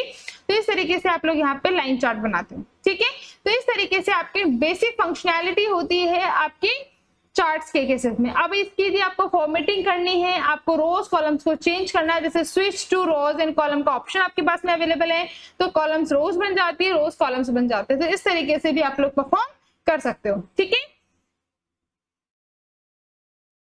नेक्स्ट है आप लोगों के पास में चार्ट्स के अलावा हाइपरलिंक्स, वो भी आपके वर्ड में जैसे कोई भी आपको यदि किसी साइट का लिंक आपको यहाँ पे स्पेसिफाई करना है तो उसके लिए आप लोग हाइपरलिंक देते हो। जैसे यहाँ पे कोई google.com या फिर gmail.com का कोई लिंक देना है तो आप लोग यहाँ पे दे सकते हो हाइपरलिंक के थ्रू। जैसे सपोज टू भी यहाँ पे मुझे बनाना है www.google.com। ठीक है, इसको मैंने सेलेक्ट कर लिया और यहाँ पे मैंने क्लिक किया। बाय डिफॉल्ट जो ये विंडोज वाली जो सिंबल है वो क्या हो जाते हैं, हाइपरलिंक क्लिक हो जाते हैं। यदि मैं कंट्रोल एंड उसके साथ में प्रेस करती हूँ किसी भी बटन को तो यहाँ पे वो क्या चले जाते हैं, आपके गूगल के साइट पे चले जाते हैं। ठीक है, तो इस तरीके से आप एक्सेल के अंदर हाइपरलिंक्स बना सकते हो। ठीक है, जैसे www से वो ऑटोमेटिकली वर्ल्ड वाइड वेब मतलब आपके ब्राउजर की स्क्रीन पे चले जाते हैं। ठीक है, नेक्स्ट आपके पास में टेक्स्ट बॉक्स है, तो यदि आपको कोई टेक्स्ट बॉक्स आपको इंसर्ट करना है तो कर सकते हो, हेडर फुटर लगाना है आपके पेज पे वो लगा सकते हो, वर्ड आर्ट से यदि कोई पर्टिकुलर फॉर्मेट में आपको डेटा को लिखना है तो आप लोग लिख सकते हो, ठीक है। जैसे सपोज टू बी मुझे इसको लिखना है मार्कशीट, ठीक है, तो यहाँ पे हम लोग यहाँ पे इस तरीके से वर्ड आर्ट का यूज कर सकते हैं, ठीक है। नेक्स्ट हमारे पास में सिग्नेचर लाइन, आप यहाँ पे सिग्नेचर लाइंस बना सकते हो, ऑब्जेक्ट क्रिएट कर सकते हो एंड सिंबल्स का यूज कर सकते हो। तो सिंबल्स तो आपके वर्ड के जैसे ही हैं, जो सिंबल्स आपको यूज करने हैं मैथमेटिकल या फिर किसी और लैंग्वेज की, वो सिंबल्स आप डायरेक्टली यहाँ पे सर्च कर सकते हो और यदि वो अवेलेबल है तो आप उनका यूज कर सकते हो, ठीक है। इसी तरीके से नेक्स्ट आपके पास में पेज लेआउट, तो ये पेज लेआउट कंप्लीटली उसी तरीके से वर्क करता है, ठीक है। तो नेक्स्ट आपके पास में send to back and bring to front, तो जैसे सपोज टू बी ये जो मार्कशीट है वो आपकी टॉप मोस्ट में शो हो रही है, ठीक है। बट आप क्या चाहते हो कि आपका जो ये एरिया, जो आपका जो ग्राफ है वो ऊपर शो होना चाहिए, मार्कशीट भले आपका जो वर्ड है वो आपका बैक में चले जाए, तो उस केस में हम लोग क्या कर सकते हैं, जैसे सपोज टू बी मैंने इस वाले टेक्स्ट को आपको सेलेक्ट कर लिया और सेंड टू बैक के अंदर सेंड टू बैक का ऑप्शन क्लिक कर दिया, तो यहाँ पे आपका जो ये अबाउ साइड में आ जाता है वो बैक में चला जाता है, ठीक है। तो इस तरीके से आपके पास में ऑप्शंस होते हैं। यदि आप लोगों को ग्रिड लाइन शो नहीं करनी है तो आप ग्रिड लाइंस को रिमूव भी कर सकते हैं, क्योंकि कई बार हमें प्रिंट लेना होता है तो हमें अपनी लाइंस नहीं शो करनी होती, तो उस केस में अपनी लाइंस को हम लोग रिमूव कर सकते हैं, ठीक है। नेक्स्ट आपके पास में फॉर्मूला टैब, तो फॉर्मूला टैब के अंदर अलग अलग टाइप के आप लोग फॉर्मूलास यूज कर सकते हैं। ऑटो सम के अंदर हम लोग ऑटो सम का यूज कर सकते हैं, ये हमने ऑलरेडी यूज किए। अपन sum, average, count number, maximum, minimum operations को परफॉर्म कर सकते हैं, ठीक है। जैसे सपोज टू बी यहाँ पे जो मेरे मैक्सिमम मार्क्स है, यदि मुझे उन सबका भी सम करना है तो इक्वल्स टू, यदि हमने सम फंक्शन लगाया देन हमने सेलेक्ट कर लिया पूरी लिस्ट के आइटम्स को, इस तरीके से हमने सेलेक्ट कर लिया, देन हम लोग यहाँ पे क्लोज ब्रेसेस लगाते हैं, एंटर करते हैं, तो 1000 आपका 5 जो स्टूडेंट्स है उनके टोटल आ गए हैं, ठीक है। तो इस तरीके से हम लोग फंक्शंस लगा सकते हैं। Recently use function, financial function, logical, text, date and type के functions, lookup references, math and more functions आप लोग यहाँ पे ऑप्शंस आपके पास में अवेलेबल होते हैं, ठीक है। तो नेक्स्ट है हमारे पास में ये शीट्स, तो ये जो शीट्स होती है आपकी, यहाँ पे आपके पास में मल्टीपल शीट्स, तो बाय डिफॉल्ट यहाँ पे कितने शीट्स अवेलेबल होती है, 3 शीट्स अवेलेबल होती हैं जो पूरी इस वर्कबुक को बनाती है। तो हम लोग क्या बोल सकते हैं, ग्रुप ऑफ शीट्स को हम लोग क्या बोलते हैं, वर्कबुक बोलते हैं, ठीक है। अब यहाँ पे यदि आपको और शीट्स इंक्लूड करनी है तो आप लोग अलग अलग शीट्स को इंक्लूड कर सकते हो, और यदि आपको किसी भी शीट के नेम को चेंज करना है तो राइट क्लिक करके आपके पास में रीनेम का ऑप्शन होता है, आप उसको क्लिक करते हो, आपका हाईलाइट हो जाता है। और यदि आपने लिखा है शीट की जगह हम लोगों ने, जैसे सपोज टू बी यदि हमें मार्कशीट यदि हम लोग यूज कर रहे हैं तो मार्कशीट हमने लिखा, तो यहाँ पे हमने एंटर किया तो ये आपका शीट का नाम चेंज हो गया, ठीक है। तो इस तरीके से हम अपने शीट के नेम को चेंज भी कर सकते हैं। नेक्स्ट है हम लोगों के पास में, देखिए नीचे कि आपके पास में जो लास्ट बॉक्स है उसके अंदर आपको नॉर्मल लेआउट गिवन है, आपके पास में पेज लेआउट गिवन है, और आपके पास में पेज ब्रेक रिव्यू प्रीव्यू आपके पास में अवेलेबल है। तो यहाँ पे आपके पास में मल्टीपल व्यूज अवेलेबल है, तो आपको यहाँ पे पता होना चाहिए कि आपके एक्सेल के अंदर कौन से व्यूज अवेलेबल है एंड वर्ड के अंदर कौन से व्यूज अवेलेबल है, ठीक है। यदि हम यहाँ पे जूम के लेवल की बात करते हैं तो यहाँ पे जो जूम का लेवल है वो आपके हाईएस्ट 400 होता है, जबकि आपके जो MS वर्ड था उसका जो जूम का लेवल था वो कितना था, वो वहां पे 500 था, ठीक है। तो ये है आपके पास में ये एक्सेल के कुछ ऑप्शंस। अब नेक्स्ट आपके पास में डेटा ऑप्शन, डेटा ऑप्शन के अंदर भी आपके पास में मल्टीपल ग्रुप्स बने हुए हैं। इसके अंदर आप यदि एक्सेस जो आपका डेटाबेस सिस्टम है तो वहां से यदि डेटा उठाना है, वेब से कोई डेटा उठाना है, किसी टेक्सचुअल फॉर्मेट से यदि डेटा उठाना है, तो उन सब चीजों के लिए हमारे पास में अलग अलग फंक्शनैलिटीज अवेलेबल है। यहाँ पे हमें सॉर्टिंग का ऑप्शन है, फिल्टर ऑप्शन ऑपरेशंस किए हुए हैं, यदि आपके टेक्स्ट को कॉलम्स में और जो है उसको चेंज करना होता है तो हम लोग कर सकते हैं। नॉर्मल टेक्स्ट यदि हमने लिखा है उसको कॉलम में यदि हमें चेंज करना है तो हम लोग कर सकते हैं। डुप्लीकेट्स को हमें रिमूव करना है तो हम लोग डुप्लीकेट्स को रिमूव कर सकते हैं, ठीक है। तो नेक्स्ट आपके पास में डेटा वैलिडेशंस, कंसोलिडेशंस, इस तरीके के अलग अलग व्यूज आपके पास में अवेलेबल है। इसी तरीके से आपके पास में रिव्यू ऑप्शन का वन है, तो रिव्यू ऑप्शन भी आपके वर्ड के जैसे अवेलेबल है, जिसके अंदर स्पेशली आपके spell checker, research and the thesaurus and the translate functions का यूज किया जाता है। ट्रांसलेट के अंदर हमें स्पेसिफाई करना है कि ट्रांसलेशन जो है आपका ट्रांसलेट ऑप्शन में कौन सी लैंग्वेज से कौन सी लैंग्वेज में कन्वर्ट करना है, तो यहाँ पे हम ट्रांसलेशन की फंक्शनलिटी इंक्लूड कर सकते हैं, ठीक है। यदि हमें किसी भी, जैसे सपोज टू बी टेबल है, इसको डिस्क्राइब करने के लिए मुझे कुछ कमेंट देने हैं तो हम लोग यहाँ पे कमेंट शो कर सकते हैं। तो यहाँ पे हम लोग अपना कमेंट दे सकते हैं। और नेक्स्ट आपके पास में व्यू का ऑप्शंस, तो यहाँ पे जो व्यू ऑप्शन है वो भी आप लोगों के नॉर्मल है। इसके अंदर normal, page layout and page back review आपके पास में गिवन है। फुल स्क्रीन का ऑप्शन आपके पास में गिवन है। जूम के ऑप्शंस आपके पास में अवेलेबल हैं। तो ये थे हमारे पास में एक्सेल के कुछ ऑपरेशंस। नेक्स्ट हम लोग देखते हैं पावर पॉइंट से रिलेटेड टॉपिक्स। तो हम लोग इसको क्लोज करते हैं। तो ये हमारा है पावर पॉइंट प्रेजेंटेशन। तो इसके अंदर हम लोगों ने देखा कि हमारे पास में जो टाइटल है वो यहाँ पे चेंज हो गया और टाइटल हमारा क्या हो गया है, प्रेजेंटेशन 1। इसकी फाइल को यदि हम लोग सेव करते हैं तो यहाँ पे जो डिफॉल्ट नेम आता है वो क्या आएगा आपके यहाँ पे, प्रेजेंटेशन 1। देन हम लोग डिस्कस करते हैं कि यहाँ पे यदि विंडोज आ रही थी, हम इसकी सेटअप फाइल से हम डायरेक्टली अपने प्रेजेंटेशन को ओपन करना चाहते हैं तो उस केस के लिए हम लोग क्या यूज करते हैं, आपका पावर पॉइंट की जगह PNT हम लोग यूज करते हैं। ठीक है, तो ये चीजें हम ऑलरेडी भी डिस्कस कर चुके हैं। नेक्स्ट हम लोग देखते हैं कि पावर पॉइंट प्रेजेंटेशन को आपका स्लाइड शो के लिए यूज किया जाता है। ठीक है, अब इसके अंदर मेजर जो चीज है, सबसे पहले हम लोग इसके आउटलुक पे फोकस करते हैं। तो यहाँ पे आप लोगों के पास में देखो, ये आपका नॉर्मल लेआउट वे है। नेक्स्ट आपके पास में स्लाइड सॉर्टर व्यू, ये कब यूज किया जाता है, सपोज टू भी यहाँ पे आपने मल्टीपल स्लाइड्स ओपन की हुई है। ठीक है, यदि आपने यहाँ पे मल्टीपल स्लाइड्स ओपन की हुई है, इसके मैं डिजाइनिंग देना चाहती हूँ स्लाइड्स के ऊपर, तो यहाँ से मैं आपके स्लाइड्स में डिजाइनिंग दे सकती हूँ। जैसे सपोज टू भी मैंने यहाँ पे डिजाइनिंग दी है, कोई भी डिजाइन आप यहाँ से सेलेक्ट कर सकते हो बाय डिफॉल्ट। और फिर आपने क्या किया, इसके अंदर यदि स्लाइड शॉर्टर व्यू आपको शो करना है तो यहाँ पे शॉर्टर व्यू से जितनी भी आपके पास में स्लाइड्स बनी हुई है उनको एक साथ आप छोटे छोटे फॉर्मेट में देख सकते हो। ठीक है, इससे एक बार पहले ऑलरेडी क्वेश्चन पूछा जा चुका है, स्लाइड शॉर्टर व्यू आपको क्या शो करता है, तो जितनी भी स्लाइड्स आपकी बनी हुई है उनको छोटे कंटेंट के अंदर आपको शो कर देता है। ठीक है, नेक्स्ट आपके पास में स्लाइड शो, जैसे आप स्लाइड शो करते हो तो यहाँ पे जो स्लाइड शो है वो डायरेक्टली आपके जूम होकर के आप लोगों को शो होता है, आप इसको बार बार क्लिक कर सकते हो। ठीक है, अब इसके अंदर यदि हम कंटेंट को चेंज करेंगे तो हमें स्लाइड शो समझ में आएगा कि किस तरीके से यहाँ पे हम लोग बात कर रहे हैं। तो यहाँ पे मैं यहाँ पे टेक्स्ट, डमी टेक्स्ट लिख देती हूँ। यहाँ पे सपोज टू भी यहाँ पे मैंने लिखा 1 और इसको 1 को मैंने कर दिया आप लोगों के लिए, इसको थोड़ा बड़ा बना दिया है। ठीक है, और इसी कंटेंट को मैंने सब जगह कॉपी कर दिया है। ठीक है, जैसे सपोज टू भी मैंने यहाँ पे डाल दिया कंट्रोल B और इसको मैंने चेंज कर दिया है 2 एंड इस वाले को मैं यहाँ से हटा देती हूँ। ठीक है, तो ये आ गया नेक्स्ट के अंदर। इसी तरीके से आपके पास में ये है, इसके अंदर मैं 3 लिख देती हूँ और नेक्स्ट के अंदर मैं 4 लिख देती हूँ यहाँ पे। ठीक है, नेक्स्ट के अंदर हम लोग लिख देते हैं इसके अंदर 5। ठीक है, और हमने यहाँ पे लिखा 5, क्लियर हो गया। देन उसके बाद में यदि मैं आपका F4 क्लिक करती हूँ, सॉरी F5 यदि मैं क्लिक करती हूँ, यहाँ पे आपका स्लाइड शो का व्यू स्टार्ट हो जाता है। तो फर्स्ट स्लाइड शो आपका स्टार्ट हो गया। देन जैसे ही आप यहाँ पे नेक्स्ट नेक्स्ट करते जाते हो या फिर एरो की का यूज करते हो तो उस केस में आपके नेक्स्ट नेक्स्ट स्लाइड्स आती जाती हैं। ठीक है, इस तरीके से हमारे पास में स्लाइड शोज शो हो जाते हैं। जैसे आप एंड पे पहुंचते हो आपको ये बोलता है एंड ऑफ द स्लाइड।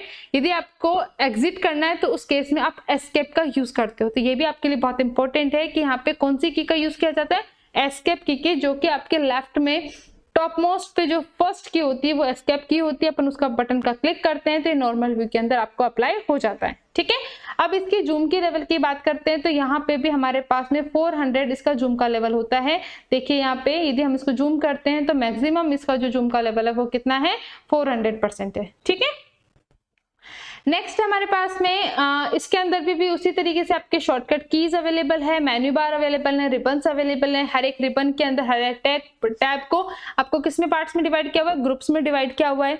अब मेजोरिटी ऑफ जो फंक्शनैलिटी है आपके MS ऑफिस के अंदर वो सेम होती है, स्पेशली आपके होम के अंदर। ठीक है, तो हम लोग उसको डिस्कस बहुत ज्यादा डिटेल में नहीं करने वाले हैं, हम लोग फर्दर चीजों को हम यहाँ पे डिटेल में डिस्कस करने वाले हैं। जैसे सपोज टू भी आपके पास में यदि हम इंसर्ट टैब की बात करें तो यहाँ पे भी हमारे पास में वही ऑप्शंस अवेलेबल है जो कि आपके वर्ड के अंदर और एक्सेल में अवेलेबल थे। नेक्स्ट है डिजाइन। तो यहाँ पे डिजाइनिंग के लिए, क्योंकि ये पावर पॉइंट प्रेजेंटेशन है, तो यहाँ पे आप आपका जो डिजाइनिंग है वो आप सेलेक्ट कर सकते हो, जो भी आपको चूज करना हो। अब सबसे इंपॉर्टेंट चीज यहाँ पे सपोज टू बी इस वाले के जो मेरी स्लाइड है उसको यदि आपको बैकग्राउंड को चेंज करना है तो आप लोग क्या कर सकते हो, यहाँ पे आप राइट क्लिक करते हो और फॉर्मेट बैकग्राउंड के ऑप्शन पे जाते हो। ठीक है, तो यहाँ पे आपके बैकग्राउंड के अंदर मल्टीपल ऑप्शंस आपको गिवन है। सॉलिड फिल करना है, ग्रेडियंट फिल करना है, पिक्चर और टेक्सचर, आपको कोई इमेज आपको डालनी है, तो आपके अपने बैकग्राउंड को हाइड करना है तो आप अपने बैकग्राउंड को हाइड भी कर सकते हो। ठीक है, तो इस तरीके से आप लोग यहाँ पे वर्क करते हो। जैसे सपोज टू बी सॉलिड को क्लिक किया और अपने बैकग्राउंड को हाइड करते हैं तो यहाँ पे आपको बैकग्राउंड शो नहीं हो रहा है। तो इस तरीके से आपके पास में ऑप्शंस होते हैं। पिक्चर के अंदर पिक्चर के कलर को आप लोग ब्राइटनेस को शो कर सकते हो, कितनी आपको ब्राइटनेस लेनी है, आपको एज ए बैकग्राउंड में यूज करना है कि नहीं यूज करना है। तो इस तरीके से वैरायटी ऑफ चीजें आपके पास में यहाँ पर अवेलेबल होती है। ठीक है, अब यहाँ पे जो हमने जो स्टाइल लिए उसके कॉम्बिनेशन, जो हमारे जो कलर्स है उसके कलर के कॉम्बिनेशन को भी हम लोग चेंज कर सकते हैं। जैसे यहाँ पे ये कलर का कॉम्बिनेशन हम लोग चेंज कर सकते हैं। हम लोग यहाँ से इफेक्ट को चेंज कर सकते हैं कि किस तरीके के इफेक्ट को हमें यूज करना है। बैकग्राउंड स्टाइलिंग हम लोग यूज कर सकते हैं। ठीक है, अब नेक्स्ट आपके पास में यहाँ पे जो फर्स्ट था, जो आपका यहाँ पे फर्स्ट था वो यहाँ था आपके पास में पेज सेटअप। उसके अंदर भी पेज सेटअप के अंदर आपको पोर्ट्रेट के अंदर शो करना है और लैंडस्केप में यूज करना है। तो किस तरीके से आपको करना है, तो गाइस एक चीज आपकी बहुत मीनिंगफुल है। क्या, यदि वर्ड के अंदर यदि अपन ओरिएंटेशन की सेटअप की बात करते हैं तो उस केस में क्या होता है, हमेशा पोर्ट्रेट में होता है। बट यदि अपन पावर पॉइंट प्रेजेंटेशन की बात करते हैं तो उसमें जो स्लाइड्स होती है आपकी, उसका जो ओरिएंटेशन होता है वो हमेशा क्या होता है, बाय डिफॉल्ट लैंडस्केप होता है। ठीक है, यदि हमें इसको पोर्ट्रेट में चेंज करना है तो हम लोग पोर्ट्रेट में चेंज कर सकते हैं। इस तरीके से हमारे पास में ऑप्शंस अवेलेबल होते हैं। ठीक है, नेक्स्ट हमारे पास में एनिमेशंस। तो यहाँ पे यदि हमें अपने टेक्स्ट को रोटेट होता हुआ या कुछ चेंज होता हुआ हमें शो करना है तो उस केस में हम लोग कर सकते हैं। जैसे सपोज टू बी मुझे इस कंटेंट के ऊपर हमारे पास में एनिमेशन लगाना है तो यहाँ पे आपके पास में अलग अलग टाइप के एनिमेशंस अवेलेबल हैं। देखिए यहाँ पे इस तरीके से ये है आपके पास में, नेक्स्ट ये वाला वो है आपके पास में, नेक्स्ट वाले के अंदर आप इस तरीके से अप्लाई कर रहे हो, नेक्स्ट में इस तरीके से आ रहा है, ये इस तरीके से अप्लाई हो रहा है। तो हमारे पास वैरायटी ऑफ हमारे पास में एनिमेशंस अवेलेबल हैं। अब हमें यहाँ पे यदि एनिमेशंस को अप्लाई करना है तो हम अप्लाई कर सकते हैं। सबसे पहले कस्टम एनिमेशन को क्लिक करते हैं। यहाँ पे हमें जो भी एड इफेक्ट हमें इंक्लूड करना है, जैसे कि हमें कोई इंक्लूड करना है 2 बॉक्सेस के अंदर, जैसे सपोज टू बी ये बॉक्स अब हमारे पास में अप्लाई हो जाएगा। नेक्स्ट हमें कुछ और ऑप्शंस हमारे पास में यूज करने हैं, जैसे चेकबोर्ड हमें यूज करना है। तो इस तरीके से चेकबोर्ड हमारा एड ऑन हो चुका है, इसके ऊपर इफेक्ट लग गया है। मोशन पाथ यदि हमें यूज करना है तो मोशन पाथ हमारे पास में लग जाएगा, left to right, right to left. तो इस तरीके से हम लोग अप्लाई कर सकते हैं। ठीक है, तो इस तरीके से हम लोग देखते हैं कि ये हमारे स्लाइड शॉट्स किस तरीके से अप्लाई हुए हैं। तो यहाँ पे F5 जो हमारी शॉर्टकट की है हमारे स्लाइड शो को स्टार्ट करने के लिए हम प्रेस करते हैं। और यहाँ पे हमारे पास में 1 में अप्लाई नहीं किया, 2 में अप्लाई नहीं किया, 3 में अप्लाई नहीं किया, हमने 4 में अप्लाई किया। ठीक है, तो जैसे जैसे मैं इसको क्लिक करूंगी उसी तरीके से कन्वर्ट हो जाएगा। जैसे यहाँ पे टेक्स्ट चेंज हो गया, यहाँ पे हमारा फ्लाई करके आ गया है। ठीक है, तो ये हमारा फॉर्मेट होता है आपके एनिमेशंस लगाने के लिए। ठीक है, तो इस तरीके से हमारे पास में वर्किंग होती है। और भी एनिमेशन हमारे पास में अवेलेबल है, इस तरीके से अप्लाई कर सकते हैं, ये अप्लाई कर सकते हैं, ये अप्लाई कर सकते हैं। तो हमारे पास वैरायटी ऑफ एनिमेशन यहाँ पे अवेलेबल है। अभी एनिमेशन के साथ में यदि आप लोगों को साउंड भी प्ले करवाना है, कोई पर्टिकुलर साउंड आपको देना है, तो उस केस में हमारे पास में ट्रांजिशन साउंड का ऑप्शन होता है और वो भी आप उसकी फाइल भी आप यहाँ पे डाल सकते हो। ठीक है, और यहाँ पे कोई गिवन जो स्लाइड के जो आपकी जो साउंड है उसका भी यूज आप लोग यहाँ पे कर सकते हो। ठीक है, तो नेक्स्ट आपके पास में ट्रांजिशन की स्पीड, कि आपको कितनी जल्दी ट्रांजिशन करना है, आपको स्लो करना है कि क्लिक होने की थोड़ी देर बाद में आए, उस तरीके से करना है, मीडियम तरीके से करना है या फिर बहुत फास्ट करना है। तो आप अपने अकॉर्डिंग अपनी स्पीड को मेंटेन कर सकते हैं। ठीक है, तो ये हमारे पास में ऑप्शंस थे। स्लाइड शो का ऑप्शन है, तो यहाँ पे स्लाइड शो भी जो है वो आप यहाँ पे सेटअप कर सकते हो कि आपके फर्स्ट स्लाइड से आपको स्लाइड शो स्टार्ट करना है या आपको करंट स्लाइड से स्टार्ट करना है। जैसे सपोज टू बी F5 को यदि मैं डायरेक्टली क्लिक करती हूँ तो ये 1 से स्टार्ट होता है। ठीक है, और यदि मैं उसकी जगह पे आप लोगों के लिए यदि मैं इसको करंट स्लाइड से स्टार्ट करती हूँ तो डायरेक्टली आपकी जो करंट स्लाइड है 4th वो वहां से स्टार्ट हो जाएगा। ठीक है, तो आपका इस तरीके से वर्किंग होती है स्लाइड शो के अंदर। और कस्टम स्लाइड शो आप यूज कर सकते हो। आप स्लाइड शो के सेटअप को चेंज कर सकते हो, किसी भी स्लाइड को आप लोग हाइड कर सकते हो। तो इस तरीके से आपके पास में मल्टीपल ऑप्शंस अवेलेबल हैं। आपके पास में रिव्यू के ऑप्शंस अवेलेबल है, उसमें वही आपके spell check, research, thesaurus and the languages के ऑप्शंस आपके पास में अवेलेबल है। ट्रांसलेट ऑप्शंस अवेलेबल हैं। व्यू आपके पास में यहाँ पे जो व्यूज है, अब इस व्यू के अंदर सबसे इंपॉर्टेंट चीज आपके पास में 3 मेजर व्यूज हैं। कौन कौन से? नॉर्मल स्लाइड शॉर्टर व्यू, जिसके अंदर सारी स्लाइड्स के शॉर्ट फॉर्मेट में आपकी शो हो जाती है। नोट्स पेज के अंदर आपकी स्लाइड्स जो है वो इस तरीके से आपके नोट वाला सेक्शन भी शो होता है आपको, और इस पर्टिकुलर कंटेंट के अंदर आपके स्लाइड में जो कंटेंट आपने डाला उसके रिलेवेंट आप नोट्स भी बना सकते हो। ठीक है, या यदि आप लोगों को कहीं डिस्क्राइब करना है किसी चीज को, तो आप उस केस में इस तरीके की स्लाइड्स का, नोट्स का यूज कर सकते हो। ठीक है, नेक्स्ट आपके पास में स्लाइड शो, जो आपको डायरेक्टली आपके स्लाइड शो को स्टार्ट करने में यूज किया जाता है। एक होता है आपके पास में स्लाइड मास्टर। तो यहाँ पे जो स्लाइड मास्टर है वो आपको कंटेंट को शो कर देता है कि आपको किस तरीके से कंटेंट के आप अलग अलग टाइप के टेक्स्ट को यूज कर सकते हो, किस तरीके से आप हायरार्कीज बना सकते हो, वो सारी चीजें आपके जो मास्टर है वो आपको यहाँ पे शो कर देता है। ठीक है, इस तरीके से आपके पास में ऑप्शंस अवेलेबल हैं। एक नोट्स के मास्टर है जो आपके नोट्स के अंदर जो हायरार्की होती है उसको शो कर देता है। ठीक है, तो इस तरीके से हमारे पास में अलग अलग तरीके के ऑप्शंस हमारे पास में यहाँ पे व्यू के अंदर अवेलेबल हैं। इसके अंदर हमारे पास में कलर कॉम्बिनेशंस भी अवेलेबल है कि किस तरीके के कलर कॉम्बिनेशन का हमें यूज करना है। और लास्ट हमारे पास में मैक्रोज, यदि किसी भी चीज को हमें रिपीट करना है, एक ही चीज को मल्टीपल जगह अप्लाई करना है, तो मैक्रोज के थ्रू हम लोग कर सकते हैं। ठीक है, तो ये थे आपके बेसिक प्रेजेंटेशन सॉफ्टवेयर्स, आपके माइक्रोसॉफ्ट ऑफिस वर्ड और आपके एक्सेल से रिलेटेड टॉपिक्स। तो होप यू गाइस आप लोगों को ये वीडियो अच्छा लगा हो। तो प्लीज आप लोगों को यदि ये वीडियो अच्छा लगा हो तो please like, share and subscribe जरूर करें। इन सारे टॉपिक से रिलेटेड ऑलरेडी हमने एमसीक्यूज क्वेश्चंस प्रिपेयर किए हुए हैं, और उस चीज का वीडियो का लिंक मैं आपको इसके डिस्क्रिप्शन बॉक्स में अवेलेबल करवाने वाली हूँ। तो प्लीज वो वाला वीडियो जरूर देखिए, जिससे आप लोगों को आइडिया हो जाएगा कि इन टॉपिक से रिलेटेड किस तरीके के क्वेश्चंस पूछे जाते हैं।